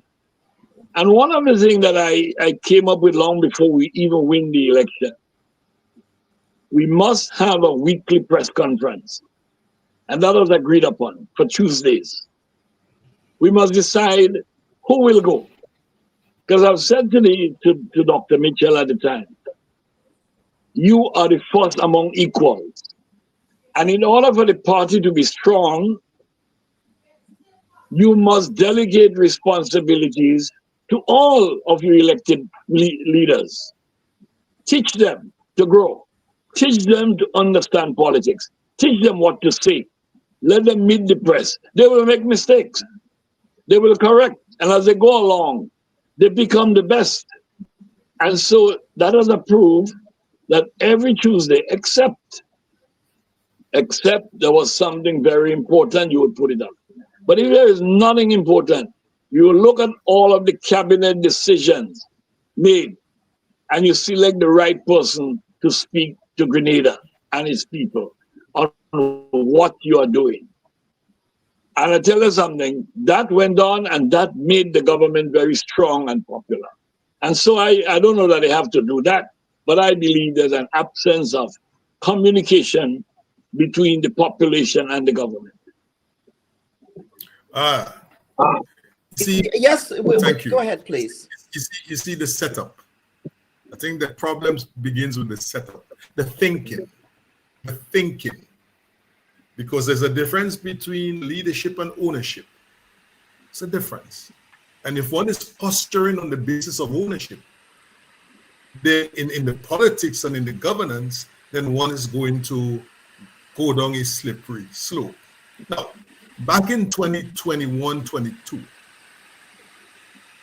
on the NDC side, as far as I know and understand it, they were what could be properly described as the campaign. As to say, those people who are employed officially by the party in various roles in the campaign. And there was something that I describe as the effort.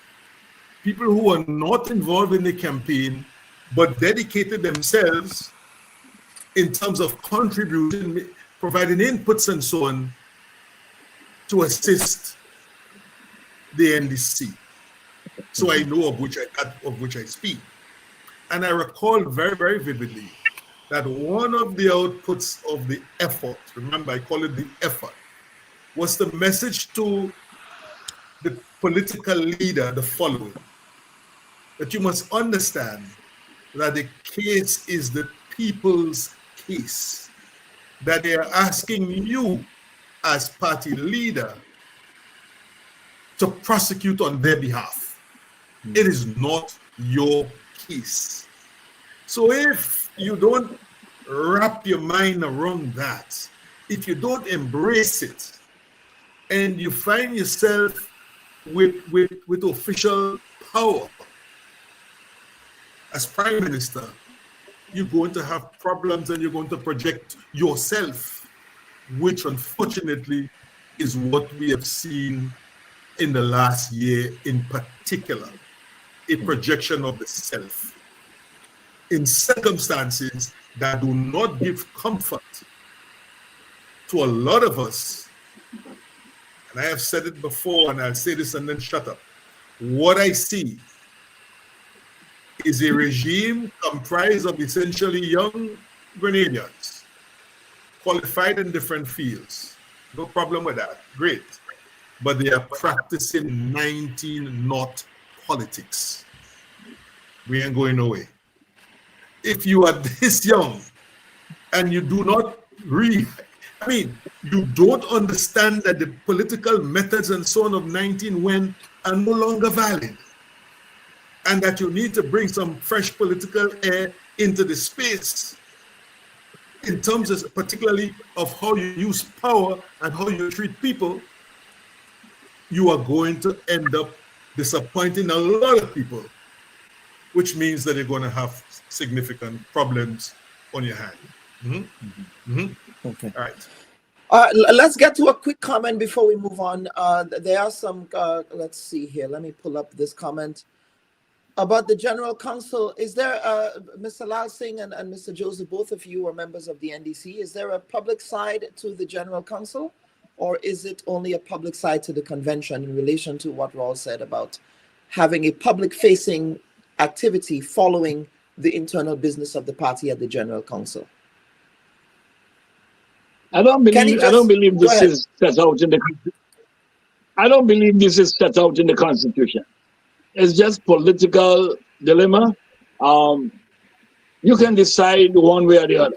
You can decide, look, we have in a private session to this time. When we have the convention, we will have private and we will have public. It is a decision that the leadership can make. It's subjective on both ends for both. Yeah, it's on both ends. You can decide to have it private. Now, because you're a political party, and because you always want to reach out to your supporters, membership, because the membership that you bring in on that day is a very small percentage. So you sometimes bring the bigger gathering and rouse them up, motivate them with what decision that you took, and it gives you time to speak to them.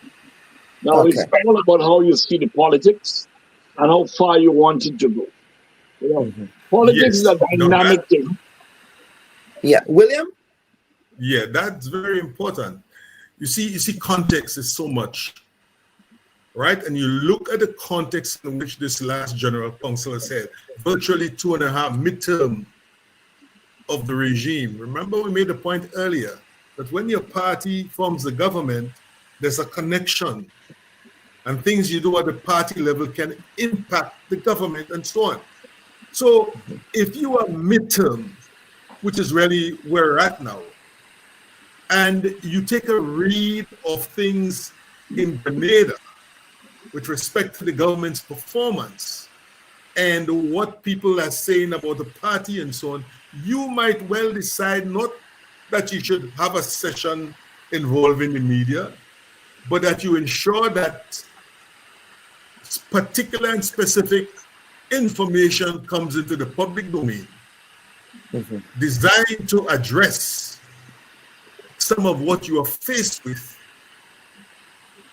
at the level of the scrutiny of significant sections of the population, which in this case includes people who support the NDC.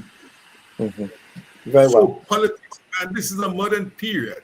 We have to be smarter than that. That's why I labor on this thing about the 90-knot politics. It is dunce. It does not make any sense. Right? You look at what's going on. Justin Pay and so on published something the other day in the New Today. What have they found? That you have a slim advantage on leadership and there's slippage everywhere else. That's what they're telling you. Then we had this thing with the Nigeria thing and so on and the this and the that. Look, and we had this noise about the General Secretary and so on. By the way, and I'm not batting on behalf of my brother and friend Larry, but there's a traditional role for the General Secretary of a party. The General Secretary of the party is not a political strategist. That role does not require that. Some of the problems facing the NDC as government and party, some of that must be provided by other people. And in the context in which we now live, you might have to hire some of that expertise to provide for you some of the solutions that you need.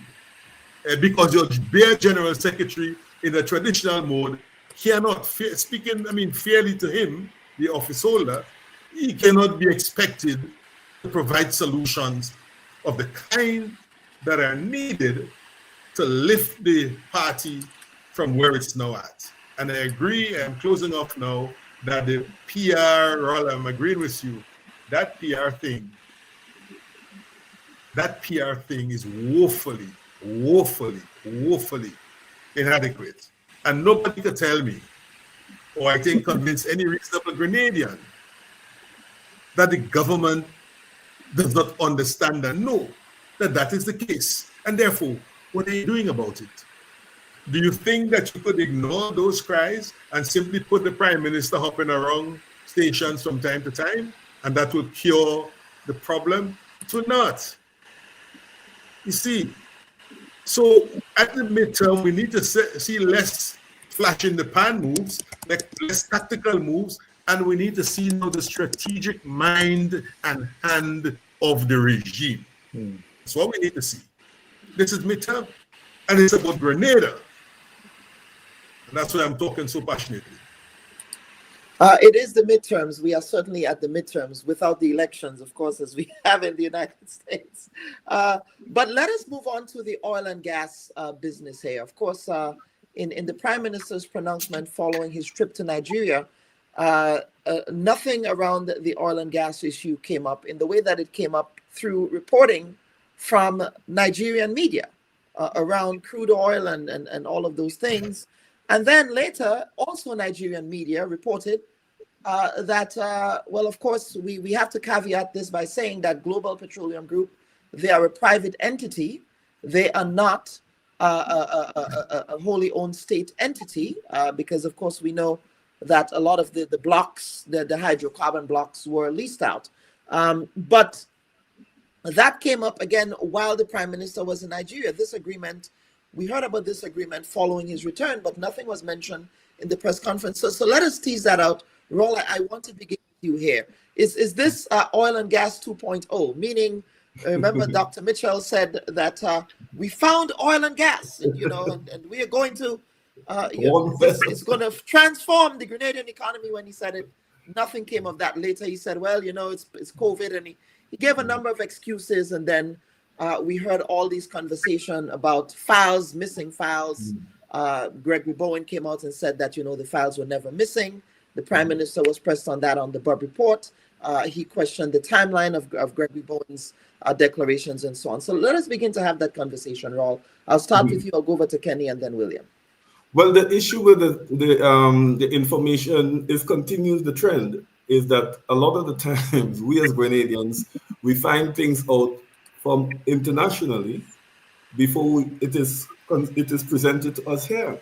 So some of the issues with the oil and gas and the Prime Minister's trip and interaction and what happens overseas, we were learning about it from African newspapers and African news agencies and so on.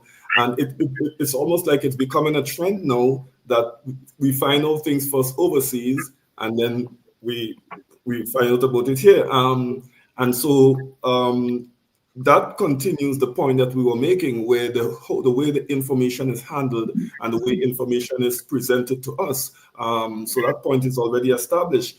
But regarding the whole transparency with that process, I think we sort of have this problem here in Grenada where we mess up good things. Even leaders, we mess up good things. From the Cedar Island project to oil and gas issue. The previous administration, they had a deal with GPG and they were doing this and there's documents. A new administration coming, you're supposed to just pick up the slack and move on, update the people at the appropriate time and so on.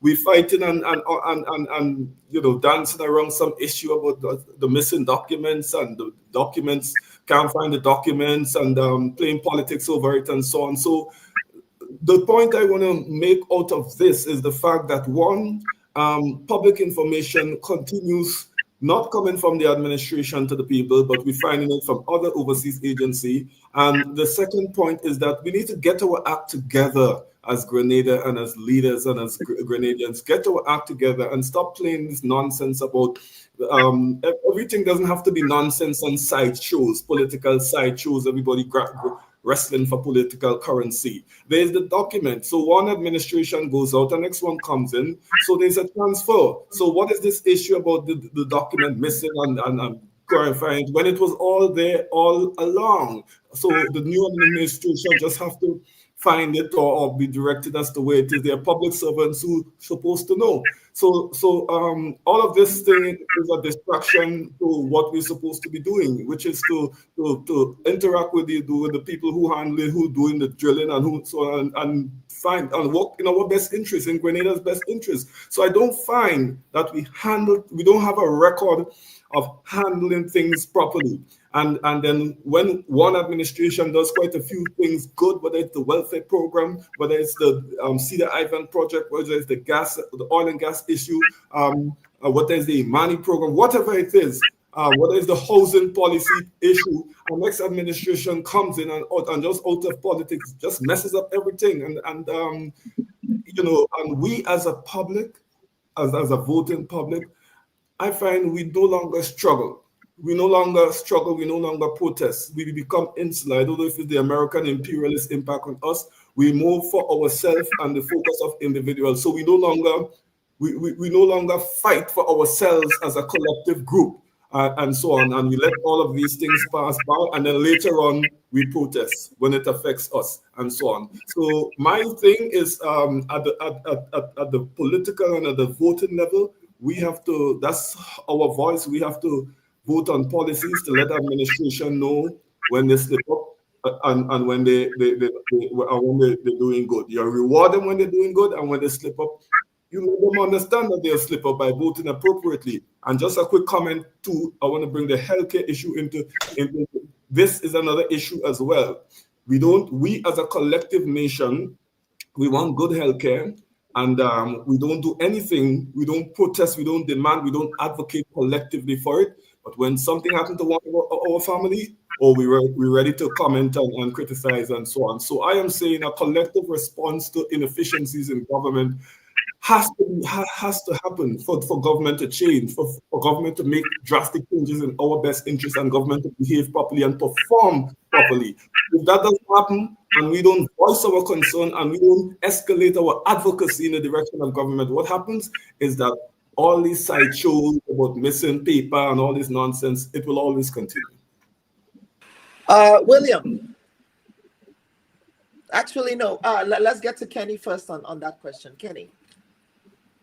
Before I make my the oil and gas issues. Oil and gas, yes.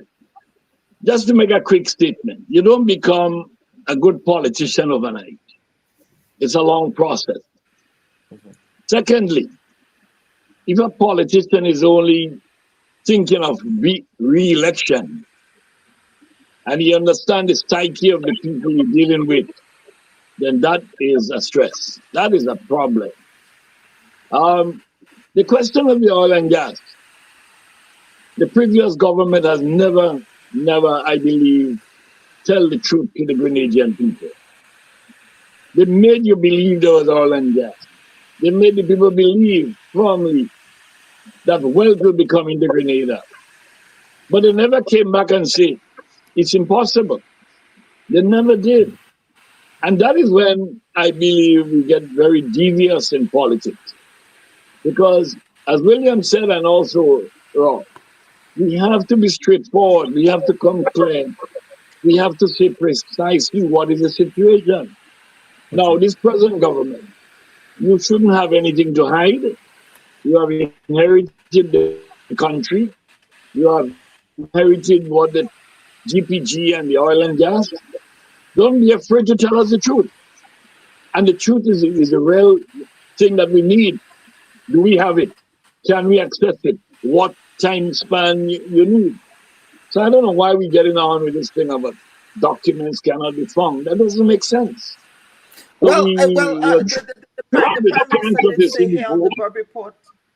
Yeah, the Prime Minister did say on the Bubb Report that the working committee will be reporting to the nation before the end of November. So I will be inviting the working committee on the Bubb Report to articulate and share their findings. But go ahead, Mr. Lal Singh.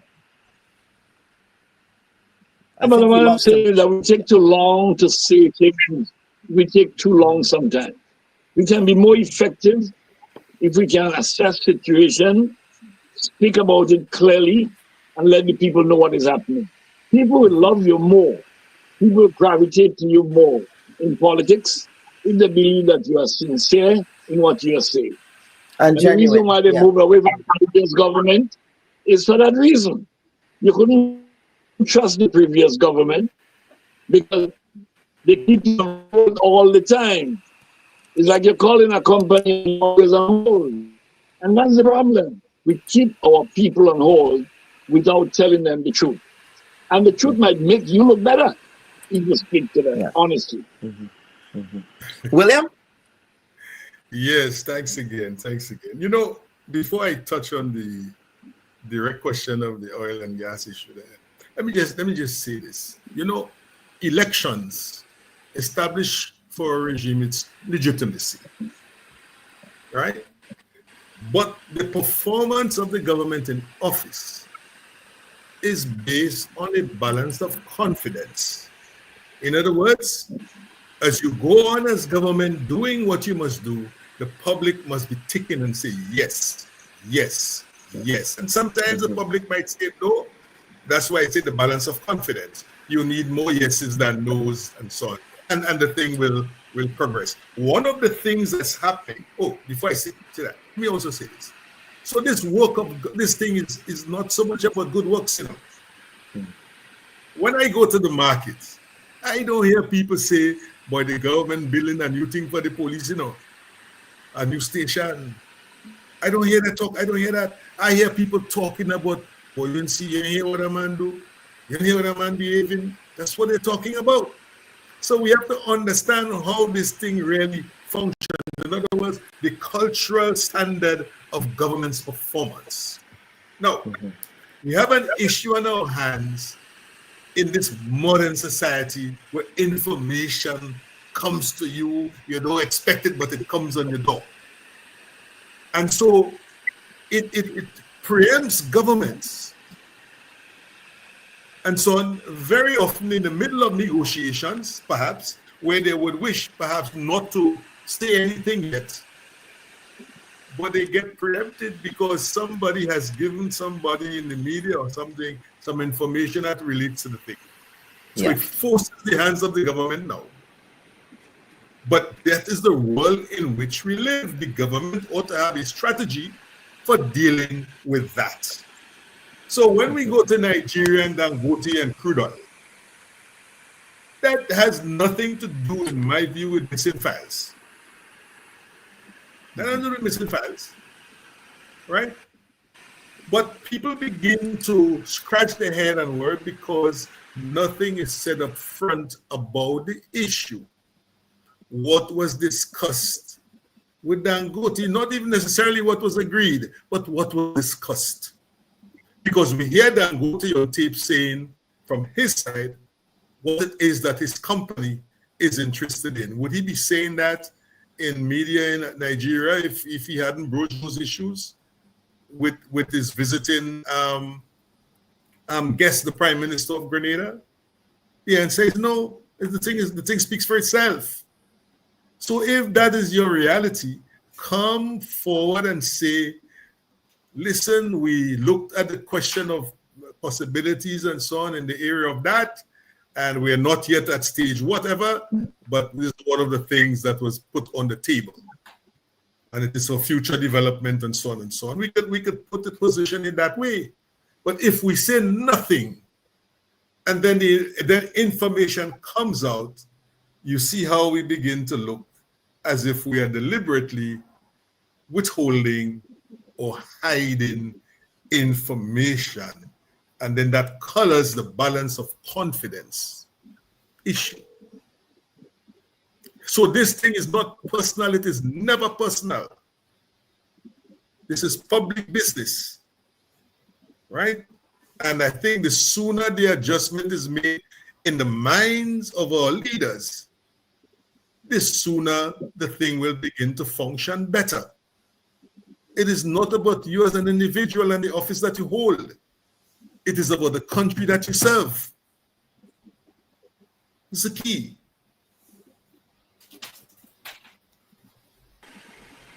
Very well. Any other comments, gentlemen, on this question? I think we exhausted that. Of course, next year we're going into an important year in respect of a hospital statutorization.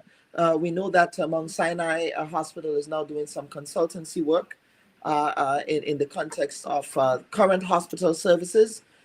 Hospital statutorization would then proceed with the construction of a new hospital facility. And then, of course, we have a new budget happening in the new year as well. Any comments on those major issues? I think Raul touched on hospital services earlier, but I want to, Kenny, let's start with you on the whole question of hospital statutorization. You know, health is very important to the Grenadian people. For years, our health service has been very, very inadequate. Government will repair here and there, they will buy some drugs, but we all have to understand, government cannot afford free health care for all the people of Grenada. Unless we understand that, we're not going anywhere. And I've been advocating since 2013 and before that we need to put in place a national health insurance for all Grenadians. You know, the NIS is a success story for pension. We need to put in place a national health insurance. You know, for many, many years, we have our people going around making motorcade, begging, in order for poor people to get the kind of health care they need, because it's very expensive. Government can afford it, and very few people in Grenada can afford it. So what we need is a national health insurance. If we're not going to do that, I don't care what structure we put up, it will not help us. Outsiders will come and help us build a new hospital, but that is a cheaper part. Funding the necessary aspect of the hospital is what is important. And I really want to see us, one, being able to supply everything necessary in the hospital and the clinics for all our people.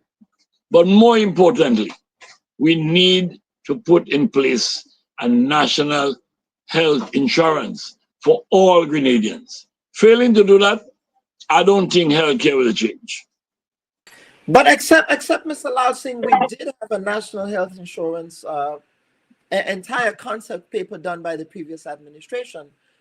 So I would be very curious to see whether or not the current administration, would be taking that on board, because as you rightly said, in the context of national health insurance, that would help with the funding of a lot of the issues that we have around healthcare in the country. William, healthcare. Yes, I agree with much that Kenny has just said. Simply put, the hospital is a proxy for healthcare in Grenada. The hospital. You say healthcare, and people say hospital. So, given its location in the mind, its centrality, you want to handle this business, in my view, of the statutorization of the hospital on the basis of process as distinct from announcement. And we heard it a couple of weeks ago. We heard an announcement, and we haven't heard what the process is. We haven't heard it.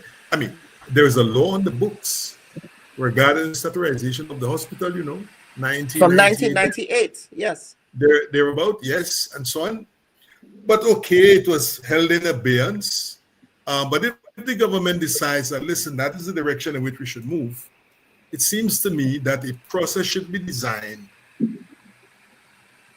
to take this thing off the shelf, bring it into the public space, have appropriate this and that and hearing and hearings and so on, whatever designs need to be put in place and so on. And then when the thing is sufficiently ripened, we make an announcement. So what we've had now is an announcement. Everybody, it caught many people off guard.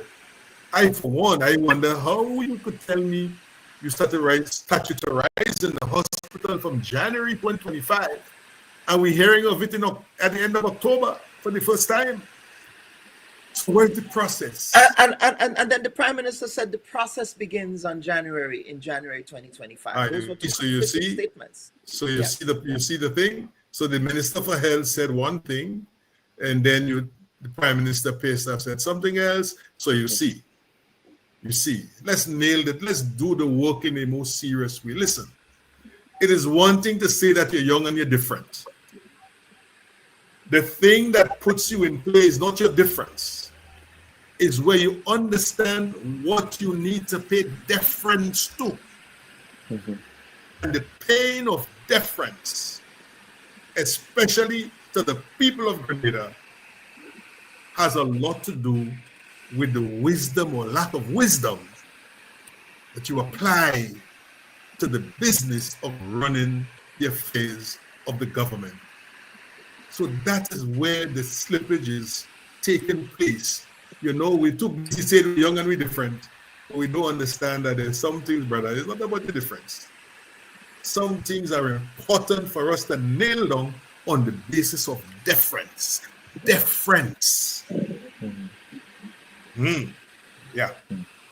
Raul, I suspect you remember a time when you were, I'm sure you were practicing journalism in Grenada at that time, when the new hospital was opened with great fanfare. I was covering that as a young journalist, remember? And yes. At that time, again, the feeling was that here we have this new hospital funded in part by Cuba and Venezuela that would have been the panacea for bringing a much more for a superior quality of healthcare to Grenada. Right. That never happened. Yes, because you see, there's the misguided perception that our healthcare problems and challenges will be resolved and overcome with a new hospital. That's a big fat no. Right? Now, a brief quote. I did a post a couple of weeks ago, and I just want to repeat a quote from it briefly. There remains a conspicuous lack of cohesive, publicly accessible roadmap for healthcare reform in Grenada. Rather than providing a comprehensive plan, policymakers offer only fragmented updates, leaving the public and stakeholders with scattered snippets of information, unquote. The point I'm making here is this. So we're hearing about Mount Sinai, we're hearing about the new hospital, we're hearing about different things and so on. It's all scattered all over the place. That's not a good look and optics for public policy, your public policy agenda, right? Also, what needs to happen, because this is also a crisis and it affects Grenadians returning over. It has broad implications. What the public needs to hear is a rollout of a plan, a comprehensive plan. This is what we would like to do, whether it's a white paper or green paper, whatever you call it. And you have to have consultation. You have to speak to the people on the front line, the health workers, the nurses, the doctors. It's not just about somebody from... Well, except for all the administration is saying that they have been speaking to the doctors and the nurses, and they are having those consultations. So I'm not too sure where. Well, okay, so where is the plan? There has to be a plan presented. I mean, because there are a number of issues here. There's a number of issues here in org, and there's some issues that we can deal with here for ourselves as well. And there's some issues we need help with, right? Because some of our sectoral leaders like to use the word low-hanging fruits, right? And so on. There's some things we can address. I've heard that a lot, yes. In August, coming up in August, September, we've had a high rate of infant and child mortality rate. Health sector authorities have not, to my knowledge, you tell me if they have spoken to that issue to say, public, we have a problem. Public, this is how we are addressing it. What am I hearing about medication acquisition? What am I hearing about medication acquisition? Administration. What are we hearing about cutting waiting times down? It's structure, it's policy, it's management structure as well. Policies and procedures, all of those things, a lot of those things can happen. We can walk and chew gum at the same time. We have to see an attempt. And I don't want to come across as just bashing NDC administration, because NNP was there too, and they could have moved the ball further a bit. Now, to their credit, we saw the initiation of the National Health Insurance Scheme. I don't know. Have anybody heard anything? I think there was just a brief mention on your program when you interviewed the Prime Minister. Well, with the Prime Minister, he did mention that was the only time he really mentioned it. But if one administration started National Health Insurance Scheme and another administration comes in, shouldn't you come to the public and say where we are with this and how we proceeding? Because that's a component of it. Because when that comes into being, other services pop up as well as part of the total healthcare structure. So we need a comprehensive layout to the public. We need this almost as a campaign issue, almost like an election campaign issue, that we are going to solve the healthcare problem. This is our plan to solve it, because we are all stakeholders, right? Government can't do it alone. They need support from the public. So this has to be a high priority item. And we, as the public, must take some blame as well, as I was saying earlier, because we don't put administration, the NNP, whether it's the NDC, we don't put enough pressure on them to deliver on healthcare. What we do, we lay back, we complain, we moan and we groan, and when our family is affected, we get up and we cuss and we get on. That's what we do. And then everything goes on as normal. I see Kenny is... Kenny, were you ever cussed out as a minister of government for a failure to implement a government policy, sir? I can't remember. The public will have to judge me. What I can say, and I really dislike, the previous government spent about $5 million with assistance from UE. I'm spending a lot of the money from NIS in developing a strategy for national health insurance. To me, they were happy that COVID came and everything went out the window. So $5 million of taxpayers' money went out the door. And nothing has happened. I believe that if this government should look at what was in place or what was happening and take it from there. We need to take healthcare seriously. We need and we must put national health insurance in place. Just before I close, I run a small company in Grenada, and I pay 100% health insurance for all my workers. Once they work after 3 months, they're entitled to sign up with a local company, national health insurance. Their own health insurance then. And I do it. You know why I do it? Because I believe they can't afford it. Now, 70% of them probably don't need it because the majority is always very healthy. But in between, you find a number of them who needs it more than ever. And I explain that to say, maybe 70% or 60% of us in Grenada will never draw on the national health insurance. But the other 30% who needs it will benefit from it. It's similar to the NIS. I have never drawn any money whatsoever from NIS, except now as I pass the retirement age. But many of us never draw down from the NIS. The people who draw down from the NIS are the people who really need it during that time before you retire. Similarly with the health insurance, this is what will happen. So all of us will pay for health insurance to be able to have a better healthcare service for all the people of Grenada. And I will not stop saying it. I've said it many years ago and I will continue to say it because I believe that's the way to go. That is the way to go. Gentlemen, this has been such a spirited conversation, but I want to respect your time, Raul. You're still on birthday celebration mode, sir. And Live man later.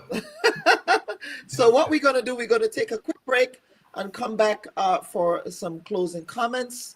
And certainly, gentlemen, we thank you for appearing on the Bubb Report this week. But let's take a quick break and come back for final comments. We seek the truth. Would you be handing your resignation to the Minister of Culture tomorrow, sir? No, I will not. The leader of the opposition, you have accused your government, sir, of using the Grenada Development Bank to facilitate the financing of personal loans for certain government ministers. The other side is in no position to talk about those issues, and I will leave it there. We discover new perspectives. You know his leadership style. And so many are saying, why are you coming now to talk about those issues? Now is the time to speak. You have the right to decide who will take over. And you met with Dr. Mitchell, and perhaps you might want to confirm what that meeting was about in your response. But Dr. Mitchell, like myself, are Grenadians. We ask the right questions. Why was there no report on the work done of the commission? And how is this new committee different from the commission that was initially established back in 2022? So who are these elements that are using you? I'm disappointed in my political leader.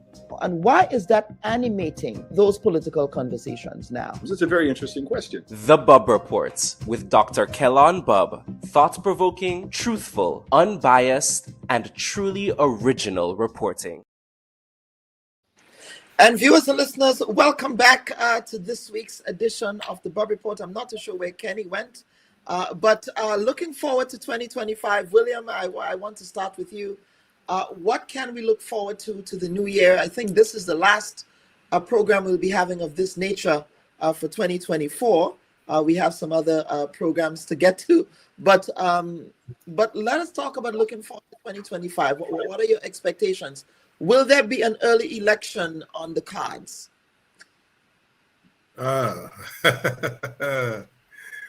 I tell you something. If you if you look at the trajectory of the present regime, right? They've delivered 2 good budgets, scored very highly. They delivered an excellent 50th anniversary celebrations, except, of course, they didn't take the opportunity to address the construction side of our independence experience and what is required to build. So we celebrated, but we did not build. Nevertheless, they got high marks for the celebrations. So the next thing is that you deliver a 3rd high-quality budget. The private sector says they're happy, Labor says they're cool with it. You're cooking with gas. Why? Because presumably you would tell yourself that the NNP is not ready.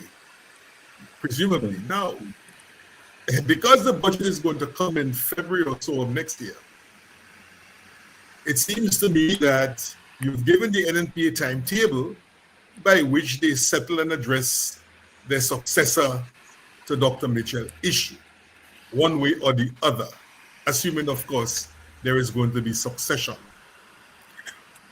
Given the posturing of the NNP at this time in terms of what they put on the road, you could see that they have a strategy that they are rolling out. All right? That they're in battle mode. Oh yeah. So the only remaining aspect of that thing is the leader issue. And so we want to see if they hold a convention in December, that would mark their gearing up for an election, because an election will be due anytime 2025 going forward. Okay. Now the other thing is whether the NDC believes that they have suffered significant slippage in the eyes of the electorate. And if they think, if their assessment is that, then I think they're going to be reluctant to call it earlier. Midstream. So, yeah. So, you know, the thing is that, and I don't know, let me put it differently. I think there is a lot of evidence of slippage beyond the first 100 days. We are now, almost 800 days, perhaps a little more. And I would think that the thing has moved from perhaps, many people graded it like B+ in the first 100 days, and it's something lower than that now. So the balance of confidence issue that I raised, where is that? And if they don't feel that they have a command on that, then they might want to use 2025 as a year to rehabilitate themselves and to correct some of the very issues that we've been discussing this morning. So I think it's iffy. I don't see a call of the elections in 25 for the reasons that we just examined. And so that's not to say that, you know, some brave move would not be made. But I don't see it on a logical basis, on a rational basis, that you're going to call it where you have some evidence of slippage and where the indications that apart from your leader, your MPs, by and large, are not on good standing. So there are some issues there to be fixed to make you election ready, in my view, before you go forward. William, thank you so much for your valuable input. Someone on YouTube, one of our viewers on YouTube said earlier that they really love to hear William. I'm trying to find the comment, but the comment probably disappeared given the amount of comments we are receiving. But in essence, the person was giving you kudos for the way that you treat with those issues that helps them to illuminate a better understanding. So thank you again, William, for agreeing to come on the program. And I thank you, and I thank those who express their views regarding the value or indeed otherwise of what I have to say. There is a comment. Mr. William Joseph's deep dive into political analysis is always intriguing to me. I can listen to him for hours. That was the YouTube comment from the YouTuber there. My cup runneth over. Thank you. Absolutely. Okay, Mr. Lansing, let's go over to you, sir, for some closing comments. Closing comments about the discussion. Yes, and will there be a snap election? Oh, I don't think there will be a snap election. Okay. None of the parties are ready. Okay. You have to prove yourself ready in order to call a snap election. I believe that the government is going down to the halfway mark. We have to understand in politics, NDC and NMP always remain where they are. The majority of people of the two political parties, they do not change sides easily. What makes you win an election is the undecided voter who believes that you are better than the other one, so they come over and vote for you. So, go ahead. We can still hear you, sir. I think we lost him there. We lost him there for a second. Raul, I'll get to you while we get to closing comments. Okay. Go ahead, Raul. Okay. Well, just to say that I think we're into some very interesting times politically. Very intriguing times too. There's a lot happening that we see, and there's a lot happening that we don't see on both political parties. The NDC and the NNP, they both have their unique issues going on. From an NNP standpoint, it's a leadership issue that's Dr. Mitchell is basically playing a chess game with that. I think he's doing it and trying to hold out so he can remain the leader and emerge, but he might also be considering squeezing out Peter in preference for someone else, Emlyn. So there's a lot of indecision going on there that's not helping the party, NNP, that's working against the NNP. On the NDC side, there is some issues in governance in terms of how like some what you call unforced errors in lawn tennis term. I played a bit of lawn tennis, so I know that it's like errors you make that you should not really make, and so on. However, I don't know if that's going to translate into political loss per se. Also consider the fact that you have a new generation of voters and people they have a different mindset. You don't know at this point. It's difficult to say who they're going to give their support to. A lot of substantial public swaying issues aren't emerging, so that you could say, okay, this is a solid rollout of an impactful issue, and so let me put my support behind this particular issue. Much of that isn't really happening. Government is running, operations are taking place, announcement of possible things to come are being heard. But in terms of a substantial, impactful, transformational rollout that can sway substantively and significantly public opinion, that have not really happened. So most times you say at midterm people are decided. I think Grenadians are at this point, even at midterm, undecided. I don't think there's clear decision, and maybe that's why there's a dead heat situation as reflected in the Justin Pierre report, when Justin Pierre said it's a close call. I think his survey said that. And remember, Justin Pierre got it right generally in 2022. Right, in 2022. So if I'm to take what Justin Pierre's analysis is saying, and if I'm to look at what's happening in the country and the problems within NNP and the problems within NDC in terms of the thing, you get the feeling that the sort of political of public decision where just as the NNP supporters might be unsure, is Dr. Mitchell the one we're supporting? Is Peter the one we're supporting going in? Who we supporting? I think the public is kind of still hedging their bets. Where do we go if an election goes? I do feel if it is more favorable in NDC if they call a poll. I'm hearing from some circles they may call it early next year. That's just talk. I can't confirm that, and so on. If they draw it out, the NNP is mobilizing and organizing and strengthening zonal meetings and advocacy. About 10 radio programs supporting NNP. So interesting time, it's intriguing. Based on what's happening, and then the philosophy that all politics is local, based on what's happening within the constituency. At the constituency level. And the performance of the MPs, yes. And the performance of what's, you get a sense that you can likely see a possible clear path to the 8 that's needed for an NNP, and then you look to see. You have to ask, can you see a clear path to get the 8 majority for NDC? Can you see in terms of the 15, because you need 8? And so you have to ask these questions. So it's an interesting time, it's an intriguing time, and I think a lot is happening at this point in time. And let's see how we don't go. Absolutely. Mr. Raul Titus, thank you so much. And again, happy birthday, bro. Happy birthday, rude boy. I'll have a drink for you. I have a shot. I'm having water. Have a shot for you. Cheers to you, Raul. Cheers to you, all right?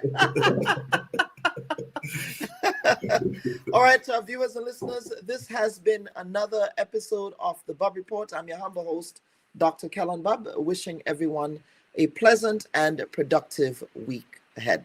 Thank you for watching. Remember, those of you over on YouTube, please remember to like and subscribe to our YouTube page so that you can be updated on all our content on the YouTube page. Of course, the Bubb Report will be repeated tonight at 8 o'clock on WPG10 television, as well as 5 p.m. on GBN television this Wednesday. Take care now. Bye-bye.